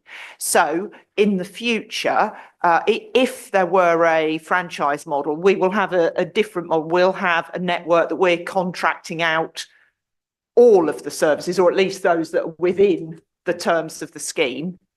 And so we'll need to specify which routes are in and which routes are out. Or it will be the network that we're setting out, and obviously that then connects very much with the network mapping that Andrew was just highlighting, that we're undertaking. So we'll have the opportunity to look at the funding envelope and understand how we can meet the services best. And obviously, as I said earlier, in answer to Councillor Nish's point, that might be a range of different methods. We might be looking at demand responsive travel as well as fixed routes. So there's a variety of different things. But in effect, we're going through, if we go for franchising, we would be going at a different model whereby we'd be specifying all of the routes, whereas at the moment we're only looking at 12%. So I think hopefully that sort of covers off some of that. But perhaps if I could ask my colleague Rob to ask about the financial asset, particularly around the depot and the risk, and you might want to pick up in that any of the assumptions around funding that comes from the modal shift, and also ask Andrew to pick up on those details as well. Over to you, Rob. So specifically on the capital value of building depots, I think the first line of defence against that situation of lost public value is really engagement with potential suppliers. So as we go forward through the implementation phase, if a decision were made to franchise, we will be working with both the operators currently in the area and others that might be interested in moving in, to understand, do they have their own assets in the area, what would they need, etc., to get a better understanding as part of the depot strategy of where they might be, what size they might be, what infrastructure in terms of charging or fuel they'd need. So firstly, we're trying to avoid that, but ultimately it may not be possible. And so very much hypothetical terms, it would be the land will obviously be saleable to whatever, depending on what its use and allowable use is.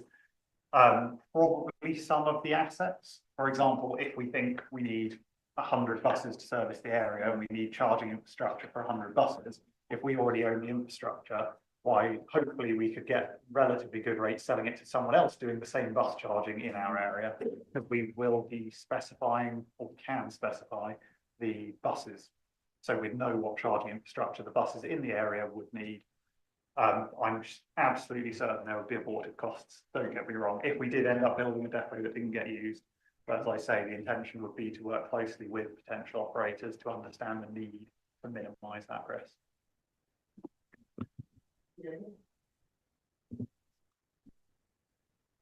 Thank you. And I'll ask Andrew just to respond on that sort of modal shift question regarding the assessment. Yeah, so the model in the assessment, as I mentioned earlier, increased mileage, both in a franchise scenario or an EP scenario. And that equated to about a 15% increase of mileage across the network in terms of improvement. Of that 15%, approximately 20% of that was factored in as modal shift for passengers kilometres. So 20% of that 15 in terms of the improvement is what's been factored in terms of modal shift. For that potential model network, obviously the practicalities links into your third point around what services you chose to improve in terms of the mileage and the elasticity between that in terms of reliability, and then passengers choosing to use those services because they're improved. But those were the approximations used in the model. Okay, thank you, Councillor Khan. Yes, please. Yeah, another aspect that I was interested in was whether you factored in the new busway routes that have been planned, and because one of the things I learned to remember is that operating busway route is much cheaper than on the normal system. The operator makes a big saving. In fact, where it was introduced in Runcorn many years ago, the main difference that produced was not modal shift, but making it much cheaper to operate bus service, so you had a better bus service. And secondly, had you considered the type of bus that you use, particularly on rural routes, or because perhaps you could use smaller buses that that could produce an increased frequency? I know that was tried in Swansea. It's not been continued, but I know in Swansea, they used smaller buses at one point and had a much more frequent service, finding better usage. But one of the problems there was that the saving was a lot in terms of the driver salaries, which might not be satisfactory in this area with high salaries. Yes, so in terms of the assessment when it was produced at that time, assessed the network that was in place at that time. So that factored in the current busway in terms of modelling the network and the assessment. But obviously future plans was factored in terms of population growth and future schemes, but not in terms of factoring in the level of services that were applied in the network at that point. I think in terms of the mix of fleet, the specifics around whether it's a single decker, a double decker, weren't considered specifically in terms of that overall assessment picture. But we do recognise that obviously the different locations across the region, a mixed fleet would work. We don't dramatically see, and I don't speak out to it, but in terms of things that we contract out, we don't dramatically see huge price differences between single decker and double decker. It's more the driver and the use of the driver that drives the cost specifically. But obviously in any implementation planning post a decision, we would look at that mix of fleet that best works for the region, linked into earlier points we raised around the availability of those fleets within the wider market and the ability to obtain those, which obviously would increase our competition if they're available in the market as well. Actually, they were using 25-seater buses rather than single deckers. So that's why you had the higher frequency, because you get the capacity, but you had a better service because it was more frequent. Thank you very much. So I've got Councillor Goldsack and then Councillor Inskip again. Thank you, Councillor Hunt. Thank you. So I want to touch on the consultation slightly, and I'm aware that Ed's earlier statements probably covered my original question, but I'm pleased to see that young people were called out as a specific group that needed specific engagement, and glad to see the focus group happening and the input there. I was going to ask, there were 1,559 responses. How many of those were young people? But I'm aware that data is coming. So instead, I'm going to ask a slightly more abstract question that at this stage, are the CPCA confident that young people's voices have been fully heard throughout the consultation process? Yeah, thank you. And I think that's a really good question. And I think we were always aware at the start of this process that it was a balancing act between satisfying the legislation, which was very prescriptive about what this consultation has to do. When you look at the short form survey, it's not the shortest survey in the world. It's still 9 quite detailed technical questions, but we have to be asking those questions to gain an informed response ultimately, which was the sort of acid test for us, was can we still generate a number of informed responses that is robust and comprehensive without compromising the quality of those responses. And I think through the very comprehensive planning, I think the comms plan is attached, the campaign plan is attached as an appendix to the consultation report.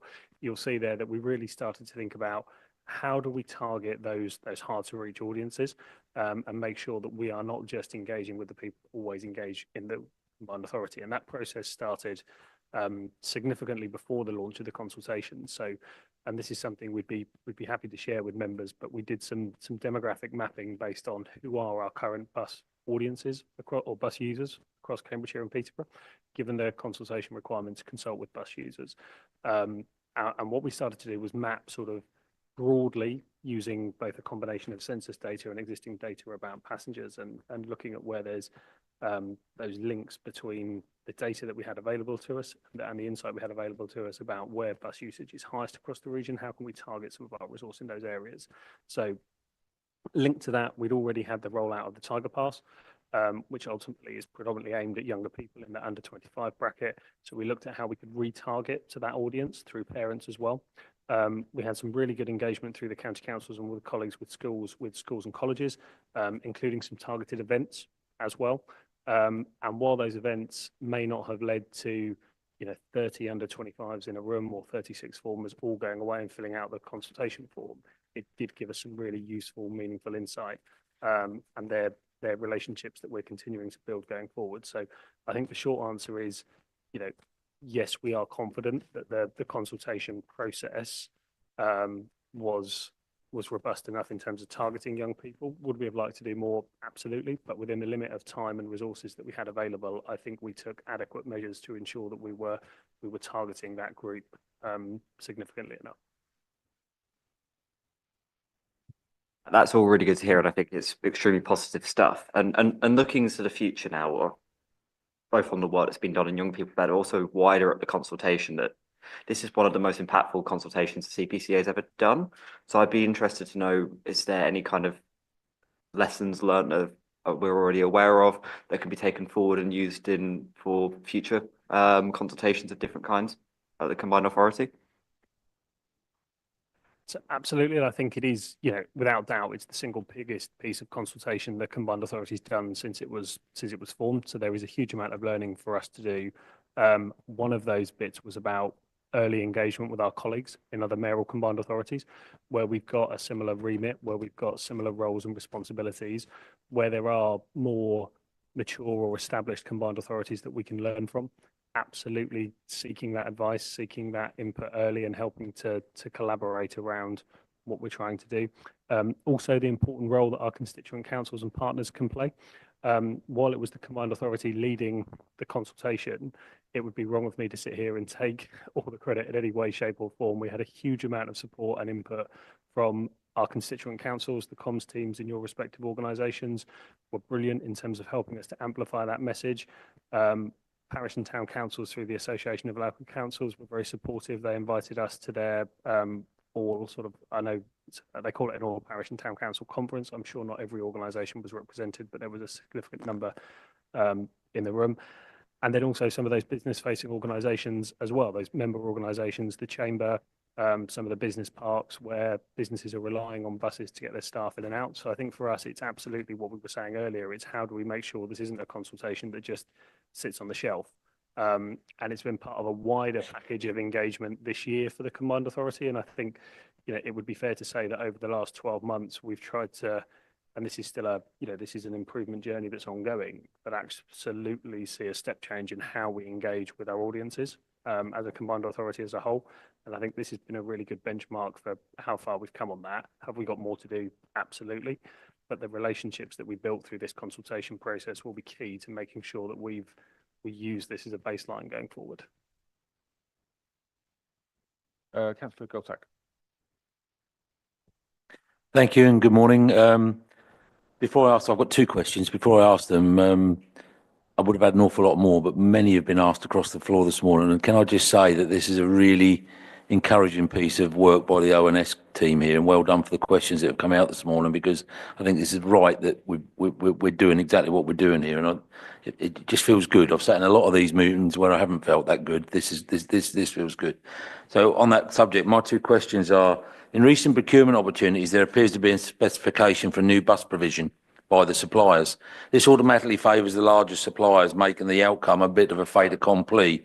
I'm sure the ONS agreed inquiry into bus procurement will cover a lot of this, but I'm nervous about franchise procurement accidentally excluding viable delivery and lower cost models of smaller suppliers by this approach. In the report, it talks about this, but could we have your views on how we can avoid quality small delivery companies being excluded whilst we move forward? My second question is a little bit more parochial, but it does apply right around the boundaries of Cambridgeshire in the supply area. My particular ward is adjacent to Suffolk, with the nearest market town to my residence being in Newmarket, which is in West Suffolk. Can you please give me an overview of how franchising would tie in across county borders and not detrimentally impact neighbouring constituencies and their existing services? I've read a bit about that in the report, and Suffolk is mentioned quite a lot, but I'm just interested in our modus of operandi of approach for that, and how we are going to avoid those issues, where Suffolk may be determined that it's serving 3 of their villages, but suddenly we brought one to a stop. I'm just worried about it. Thank you for the questions, really useful. I think pick up the cross-boundary and neighbouring authorities one first, and then come on to the quality of the fleet again. So it is referenced quite a lot in the response report, because we had some really good responses from our neighbouring authorities, and we did some engagement with officers from those authorities before the consultation, just to prime them for obviously what was coming out and the nature of it. And you'll also see in the franchise scheme document, which is quite a technical document, we list all of the services in the region and which would be included in any potential franchising scheme and which would be exempt. And we've used a general principle for that and logic that anything that operates over 90% of its mileage in a neighbouring region, even if it dips into our region, would not be included in a franchising scheme. And anything that's contracted by a neighbouring authority would also not be included. The reason for that is, I think, referenced in the report, that we don't want to start overreaching, so to speak, in terms of trying to take over neighbouring authorities' services or what works really well for them. But equally important to that is something that's referenced in the material around a service permit arrangement. And that's the arrangement you'd have in place for those services that aren't included in a franchise scheme. So if the decision is made to go with franchising, there'd need to be a short consultation with neighbouring authorities around that service permit arrangement. And what that's looked like in other areas, for example, is coming to a common understanding about how those services that aren't included in the franchising scheme would operate, going to frequency, branding, ticketing arrangements, to try and reflect and work with our neighbouring authorities to make sure, as residents probably appreciate, that the boundary doesn't end, people have to go beyond it on services, and to make sure that's as integrated as possible, linking into a point we raised earlier about rail, for example, making sure it's integrated into other modes as well. So there are some mechanics of the Act that we need to follow post a decision with neighbouring authorities to build on the engagement we've already had with them.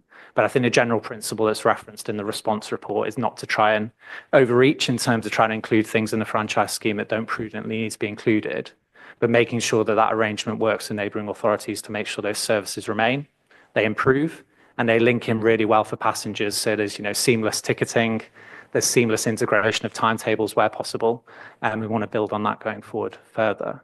In terms of the fleet question, it's something that you're right, was responded to by SMEs in particular and other organisations about the quality of fleet and the age of fleet that would be specified in franchise contracts. I can't recollect, but I'll double check. I don't think there's anywhere specified that we have to have new buses, for example. But when we go through those specifications, any implementation planning, we'd need to balance the age and quality of the fleet with what's demanded by passengers and what we want out there. It links back to probably electric bus point before, because most electric buses in the market are de facto new.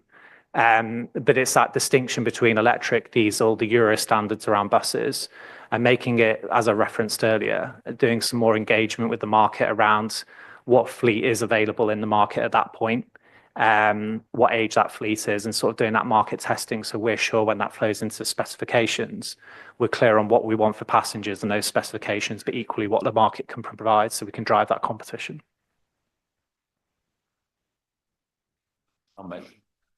Just the first one was, how did you arrive at 90%? That seems a really strange. I know some of them are potentially 100%, and we franchise in other areas, but I'm just curious as to how you arrived at 90%. The second comeback was in the recent procurement exercises of the 7 services that aren't being yet provided, there was a specification for a newness of bus, if not new bus. And that I'm being told by local suppliers who are on that franchise list and who were on the response list and wanted to bid, excluded them and meant that they were out of the process. Therefore, by default, it only left it open to the big boys who then pulled out at the last minute. Yes, so what we'd normally seek to include in any procurement exercise is either the quality of the buses by emission standards, which should usually be the Euro standards, so Euro 6 or Euro 5, or the age of the fleet itself. And you are right that I think how much you move that dial is going to depend on the availability of the fleet in the market at that point for operators to respond on. You can obviously lower your standards so much that you don't even want emission standards, for example, and go up to 15-year buses, or you go to the other end and want zero emission new buses. And I think it's further work that would need to be done in the implementation planning around that approach to the availability of fleet in the market, the quality of that fleet by its emission standards, and the age of the fleet as well. And regrettably, Andrew, if I could just say, sorry, that the demand for the area and the appeal of the area by bus company is almost going to dictate the levels of that dial is going to be at, isn't it? So I think if you split it up into perhaps going back to the lotting strategy around the bigger lots and the smaller lots, for example, the bigger lots, it could be when you plan through it, you expect potentially higher quality, or you mix it around. You link more to electric, for example, because you might expect that actually for our larger operators, we want to attract some competition from outside the region. And those might be large multinational operators who can acquire fleet or can find those fleet solutions, but equally reflecting the thriving SME market we have in the region as well and the requirements that they have. Obviously, a lot of those SME or most of those SME companies, as I referenced earlier, are quite reliant on our contracted work as we have it at the moment and have been for some time. And, you know, the mixture of procurement that's been done in the last year, particularly around those business as usual routes that just continue, a lot of SMEs have picked up those routes again. So it's sort of looking at what we've done in the past around that vehicle requirement, what we're looking to do in terms of the zero emission picture and the improved fleet that we want to see in the region, but equally being reflective of what's available for operators in the region and wider afield in the market. I think it's a moving dial, and it will forever be a moving dial. It just sounded, when you said 90, sounded that sorry. I think you've answered it very well. You've answered it very well. But I think it's with regards to the cross-border, there will be, without a doubt, impacts on other authority services by decisions made in neighbouring authorities. Suffolk, Bedford, they could all make decisions on their bus provision that could impact what we're trying to do. So all I would do here is what it sounds like you're doing is totally encourage. It's got to be ongoing, regular and meaningful dialogue. But that needs, I'm not saying scrutiny, but that needs some degree of oversight as well. That we are covering the right areas because, as I've said, you know, part of my ward is a very rural village that's on the borders with Suffolk, and it has a very minimal bus service. We've now got a new Tiger approach, but it has a very minimal bus service. But it's Market Town is served in West Suffolk, so you know but for them not to be able to get to Market Day on Tuesday or to ongoing bus services from the hub in Newmarket would be a disaster. Thank you. Thanks. Thank you for raising those issues and also bringing a particular prominence to the issue of the cross-border discussions. So we have committed to sort of ensuring that during the implementation stage and beyond that, we will need to continue to update and indeed seek agreement from Transport and Infrastructure Committee, from this committee, and indeed from the board. And I think when we were talking about the service permits, there is a need for sort of formal consultation with those bodies. So that includes Lincolnshire, Bedfordshire, Suffolk, Norfolk, Hertfordshire, etc. So we can absolutely sort of update, you know, that is a formal process that we need to do. So we will be able to update these committees on that progress, as well as the issue of which we've kind of discussed around there about the balance between obviously wanting the best quality buses to make the bus the most attractive option, recognising the environmental impact and sustainability, but also cost and needing to ensure that there's commercial interest in the services that are delivered with the range of vehicles that are accessible. But as you say, it's a balance between all of those things, and that's clearly going to be part of the ongoing discussion going forward, which we will be bringing through those committees. Thank you very much. So I've got currently 3 more speakers, Councillor Inskip, Councillor Bellicotta and Councillor Bradnam. So Councillor Inskip. So one of my points was just addressed by Councillor Goldstack, which was about the cross-border issues. So I won't come back to that. I do want to just ask a little bit more about how we get the network right, and I guess how we can adjust that if it's not right. So I know that's already been discussed. And you know, there were some big challenges. I did research just how long it would take to get here by public transport from Sutton, and it would have been 2.5 hours, whereas it took me 30 minutes to drive. And I've just spent last week in Japan and the previous week in Taiwan, 2 countries with really well developed public transport services. So you come back to the UK and it's like you're moving back into a previous century. But it really is. It's shockingly different, and you just really appreciate just what gap we need to address. Clearly, whatever we do, the network, we're not going to get the perfect mapping of the network, and obviously we need to be able to be adaptable. At the same time, some of the elements you're talking about, for example, to make franchising attractive to the operators with larger contracts and so on. I suppose that's the flexibility. I'm interested to know how and what thought has been given to how we sort of adapt and what scope there is to adapt the network as you roll out franchising. Maybe you find some routes that you thought were going to be very popular on, and other routes that maybe you hadn't considered that would be really key ones we need to address. It's a really good question. I think what we'd be trying to balance in any sort of implementation planning is that adaptability versus stability. Because I think equally residents who use buses or other modes really value that stability to know that that route's going to be there, they can plan their lives around and not tinkered with every 3 or 6 months, for example. But balancing that with sometimes having to adapt routes to serve new areas or things that, like you referenced, might not just aren't quite working when you look at the metrics. In terms of how you flow that into a model, obviously at the moment, as we judged in the reference case, it's quite a difficult picture sometimes for residents because currently commercial operators can give 70 days notice and remove a service. And so either someone has to step in, as a combined authority only did in 2022 for some services, or those services unfortunately are relinquished. So in terms of getting that control and stability, I think there's a positive there in terms of allowing particularly passengers to map out how they would use these services for the foreseeable future. And then building in that adaptability around, linking into new developments, potentially Section 106 funding, businesses, and how we do that more in the long term. In terms of how that then flows into sort of the lotting and the contractual mechanisms, that's a bit more due diligence we need to give out in terms of that pillar and implementation planning. That there are definitely definitely details in the scheme where we can vary the scheme, for example, if we need to, based on some of the requirements of the design of the network.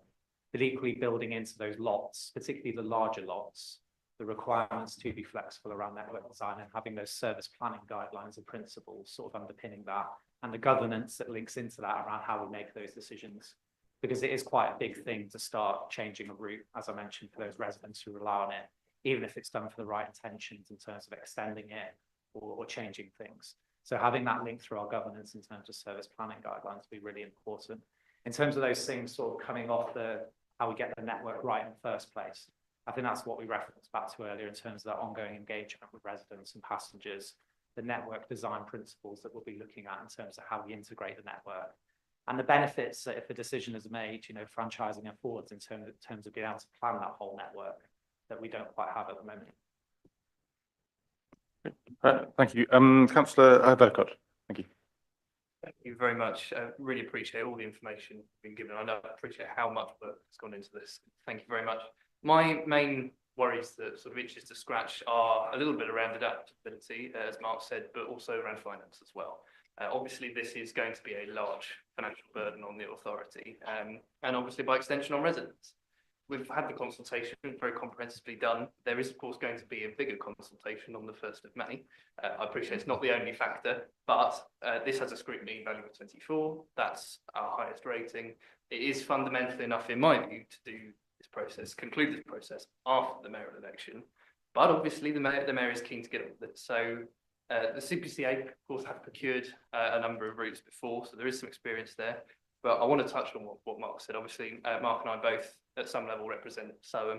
Soham's Cambridge route was one of the main sort of promises from the 200% mayoral precept rights. So effectively, we welcome the Tiger on Demand service, but Soham residents feel that they're paying a hell of a lot more for nothing else. As part of what the report says, it says where necessary, the financial mitigations will be sought. We can't, in good conscience, sign up to the same risks about procurement if we're not certain that they will be successful the majority of the time, or at least we'll know exactly the process we're doing. Because obviously, at the end of the day, it can be quite easy for us to forget at this level, these people are obviously going to school and work and they're contributing to the local economy. And value for money is going to be essential.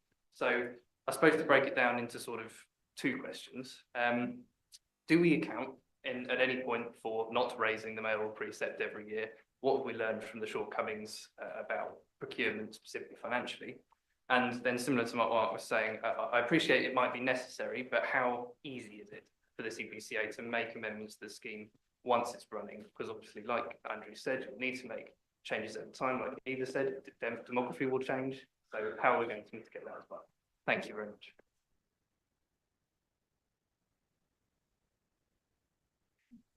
Thank you, thank you. I think there's three questions that you summarised there. One, one about the preset, one about the kind of procurement and the learning, and then the ability to amend the scheme. So if that's okay to take those three. So well, why don't you just talk through the preset and the assumptions in the assessment? Absolutely. So I think the first important point is to underline that there's two different things here. There's, does the combined authority want to invest money in the bus network? And does the combined authority think franchising is the right thing to do? And a key part of the business case that was approved back in summer and has been consulted on is that we had to compare comparable enhanced partnership to franchising. So the enhanced partnership in that model still requires substantial investment into delivering an enhanced partnership. And that's based on the combined authority's adopted bus strategy that says, as an authority, they want to invest a large amount of money to deliver a better bus network. That is not actually franchising. That is, regardless of what the decision the mayor may or may not make in the next few weeks, that is the currently stated policy of the combined authority. That said, there obviously is a financial model in the business case, both under franchising and EP. And it is underpinned by the mayoral precept. The reasons for that are down to the requirements of the audit. We had an independent audit of the business case. To convince the auditors that it was robust, particularly on the funding side, we had to rely on things that the combined authority could directly control, which, when you come down to it, is mayoral precept and the transport levy. Much as we'd like to be able to go to the government and say, give us £10 million and just have them do it, it is actually up to them, sadly. Although they have recently just done that for buses in the next year, and that comes back to your other point of what are the other options. And while we couldn't rely on them in the case, there is a table in the case that talks about those other options, but couldn't be put into the financial model because they aren't certain or within our control. So the most obvious one of that is additional central government grant. We'd all like central government to put their money where their mouth is and support better bus service across the country. And we did receive funding for 25-26 for bus service improvement plan, about 3 million revenue and 6 million of capital. That grant is not in the financial model. So that capital, were the combined authority to use it to deliver the bus depots or to do the enhancements, would reduce the borrowing costs in the model and therefore the revenue costs. So if central government gave us more money, that would obviously address some of the need. Locally, there are other decisions that could be taken. There's a capital programme in the combined authority. There's a capital programme, County, Peterborough, GCP. If money was removed from current priorities there to put into the bus network instead, again, that would reduce borrowing costs and reduce the running costs. There's then some things that might be relevant to a franchise network over 30 years, but certainly aren't deliverable in the next even 30 months, probably, where we would look for greater fiscal devolution, potentially local retention of business rates, VAT, income tax, etc. Again, as I'm sure most would understand, auditors not very happy with us saying we're going to imagine there's greater tax than we can currently keep. And just one very technical point, the model actually has council tax increases in steps every 5 years rather than every year. But as you're well aware and probably referring to, in reality, the decision on council tax is taken every year. So. Thank you. I have Councillor Khan, Councillor Antunis and Councillor Živkovic. Oh, yes, sorry, apologise. Yeah, sorry, I missed you. We haven't covered the... Yeah, sorry. Yes, the rest of your points. So regarding the procurement, and obviously there is an ONS deep dive that's planned into the procurement. So obviously that will, provide some greater insight. And obviously one of the most important things we can do is learn from that experience and make sure that that is taken into future procurement.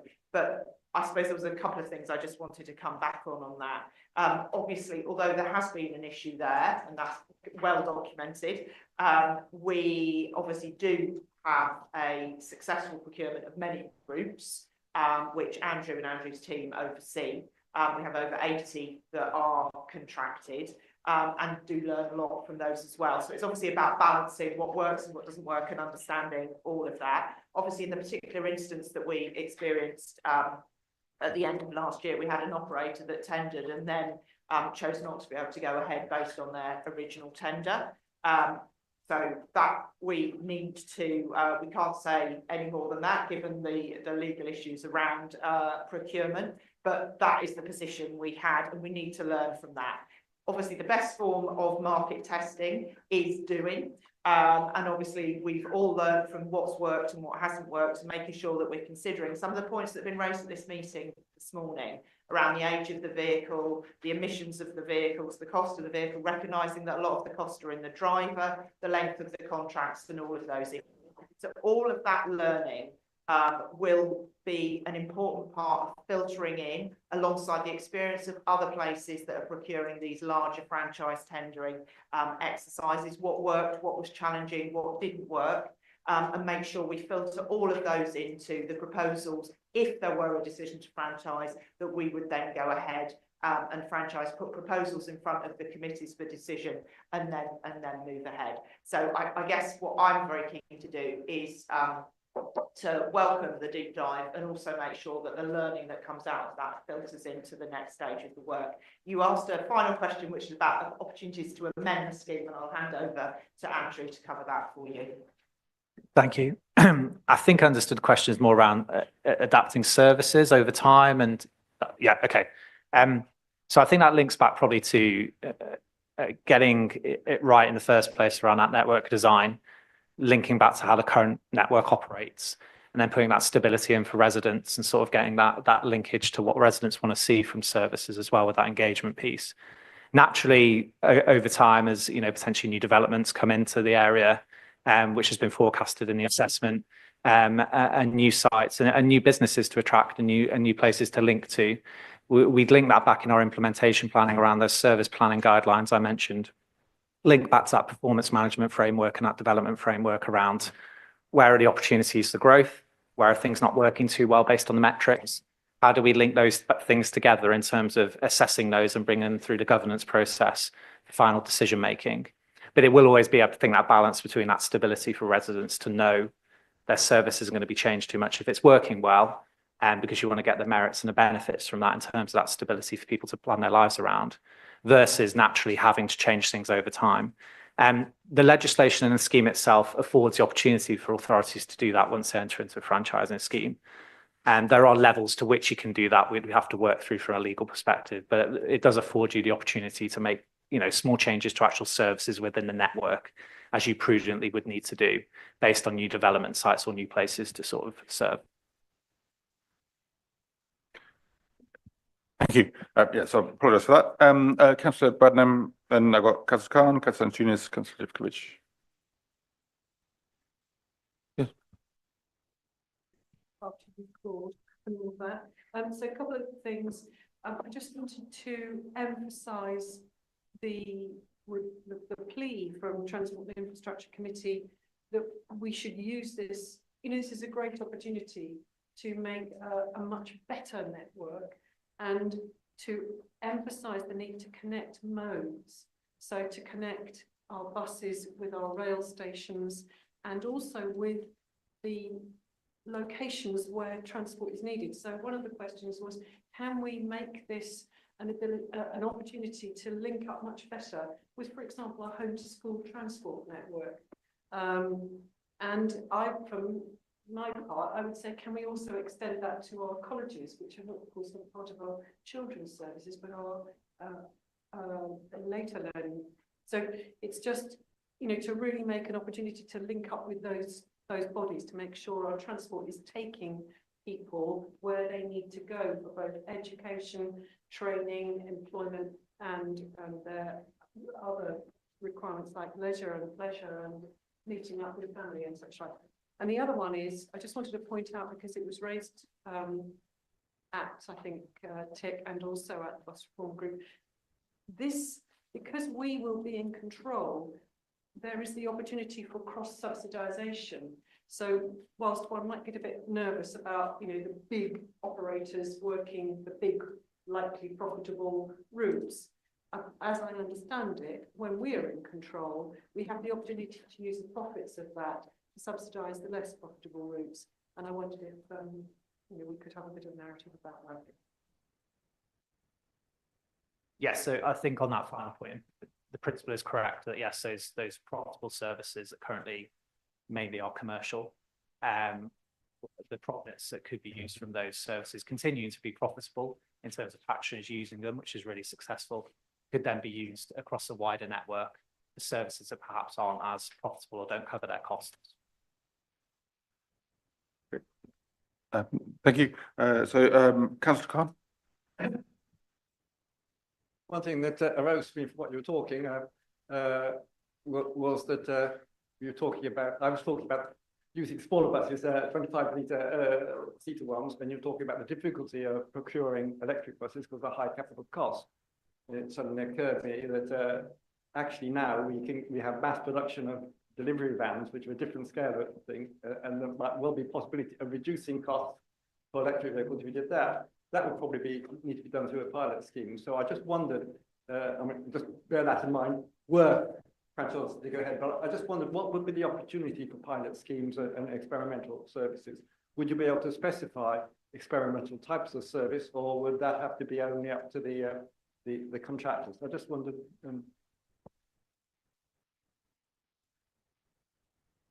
So I think if it links back to fleet, for example, the principle we're working on is that the combined authority in a franchise scheme would obviously specify what they'd want from that fleet to meet the demands of what we want from the network. That, of course, affords opportunities to maybe look at innovation as we want to do in terms of what's out there in the market. But we I don't want to foresee in terms of any implementation planning, but it wouldn't be a likely eventuality that we'd sort of leave it to the operators to sort of just flow that innovation into the contract. We want to work together with them, make sure that's specified where there are opportunities to do that. And that links back, I guess, to maybe pilots around different types of services, different ways of delivering those services as well, not just the fleet. Thank you very much. Councillor Antunes. Thank you, Chair. Firstly, enormous thanks for the depth and breadth of the report, an enormous amount of work done there, and lots of facts and figures which I hadn't been aware of.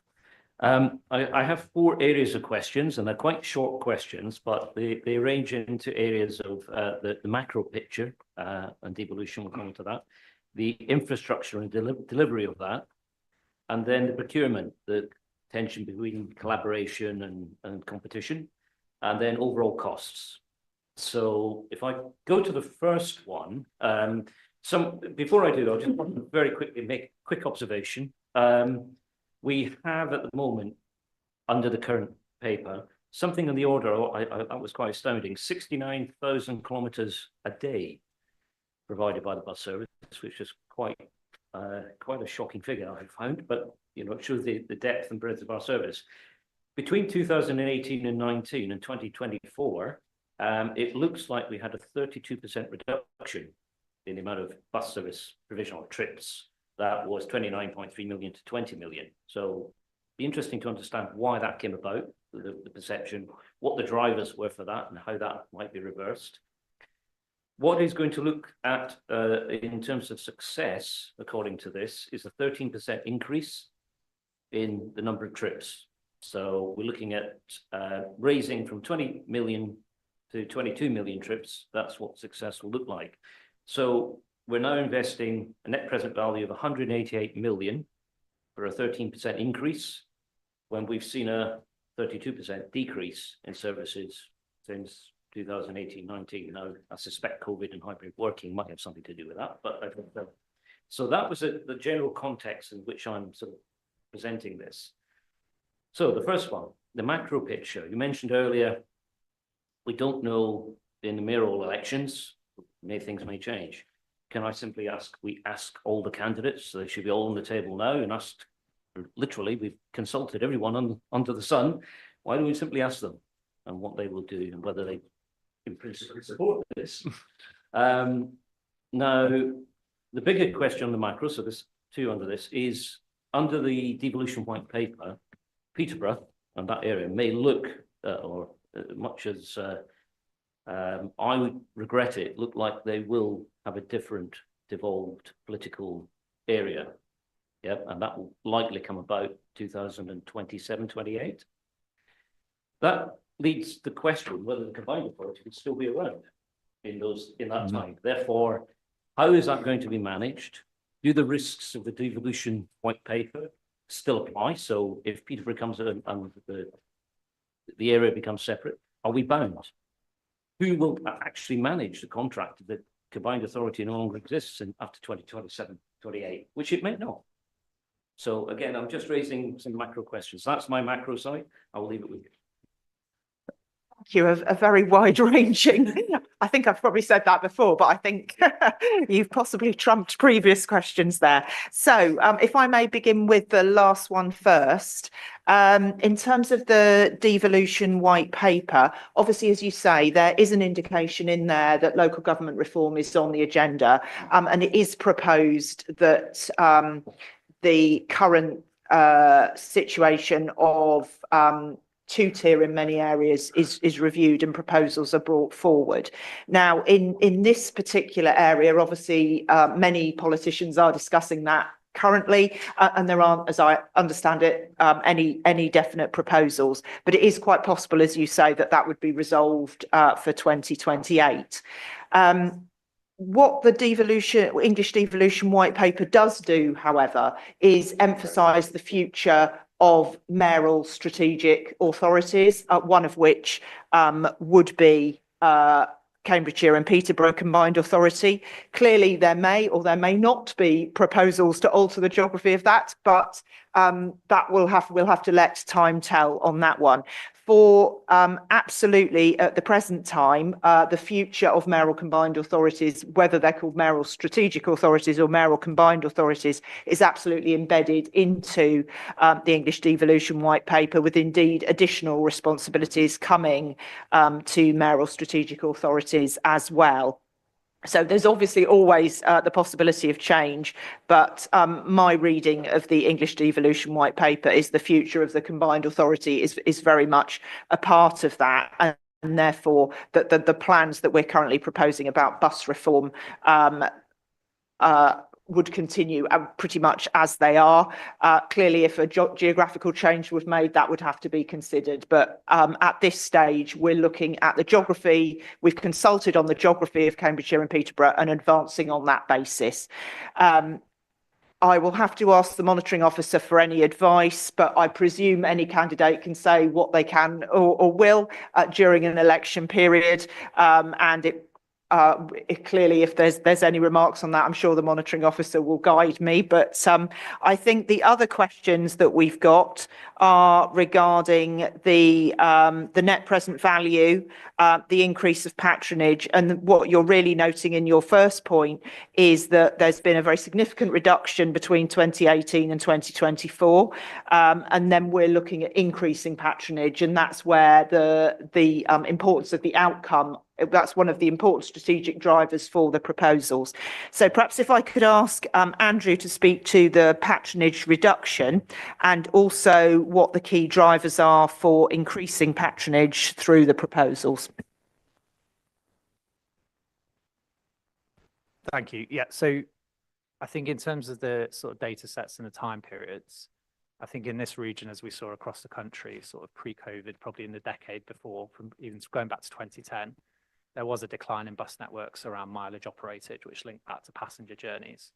Obviously, that was accelerated through the COVID period for many reasons to do with the pandemic. And most regions across the country, including ours now, has been trying to recover from that and getting back to at least a pre-COVID baseline of what it was prior to then, where all regions had higher passenger journeys. The 13% is linked to improvements through the model in the assessment, as assessed in franchising and the EP, from a baseline of 2022-23. So it sort of might be at slightly different points as some of the data set there, but equally, that 13% is based on the approach taken in the model to improving the services across the region in those categories I mentioned earlier, and then looking at that reliability improvement and how that links to passenger growth. So that, you know, there is still a COVID recovery that's still going on here and across the country. I think what we've been afforded here a little bit during COVID is a bit more stability in terms of not as many services being cut, as unfortunately has happened elsewhere across the country. So it gives you a stronger base to build back from. But that 13% in patronage growth is using that baseline of when the assessment was done from 2022 and 23 passenger figures based on the improvements to the network that are seen in the model. Thank you very much. Councillor Jones, yes, please. In terms of infrastructure provision then, looking at the depot provision, a lot of concern by some of the operators in terms of apportionment. Again, are we looking at offering the opportunity to the operators to tender for this? Are we looking to build these, or are we looking at the private sector to provide it and then lease them, and therefore extract ourselves any commercial risks? So we put all capital in, and let's say it doesn't work, we're left with the asset and et cetera down the line. So it's just looking at that, and linked to that is section 106. As we had a number of developments on those working around through the region, again, are we requiring our developers to ring-fence SIL or section 106 to the provision of local depots in maybe infrastructure provision that supports this development? So that's the infrastructure.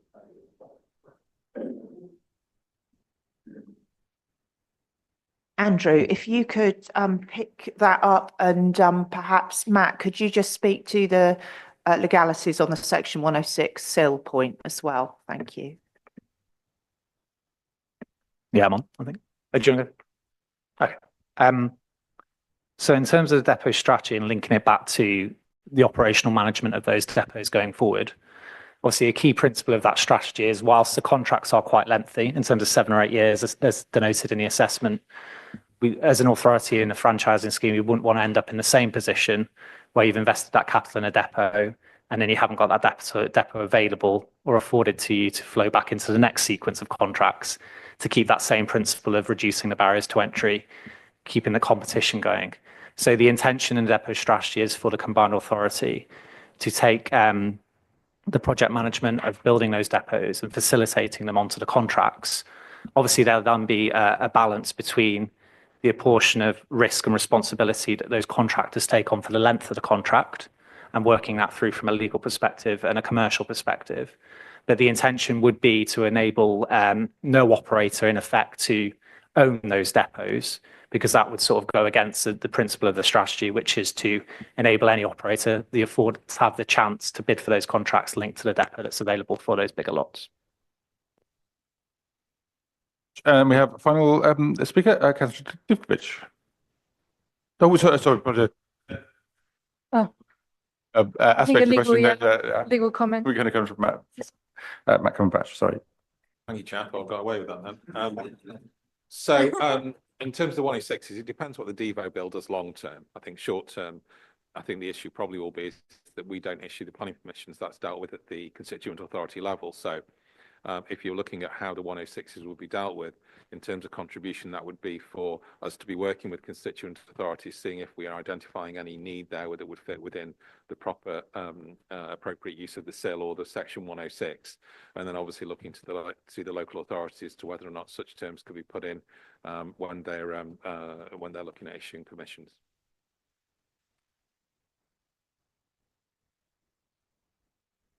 Thank you very much. Councillor Divkovich.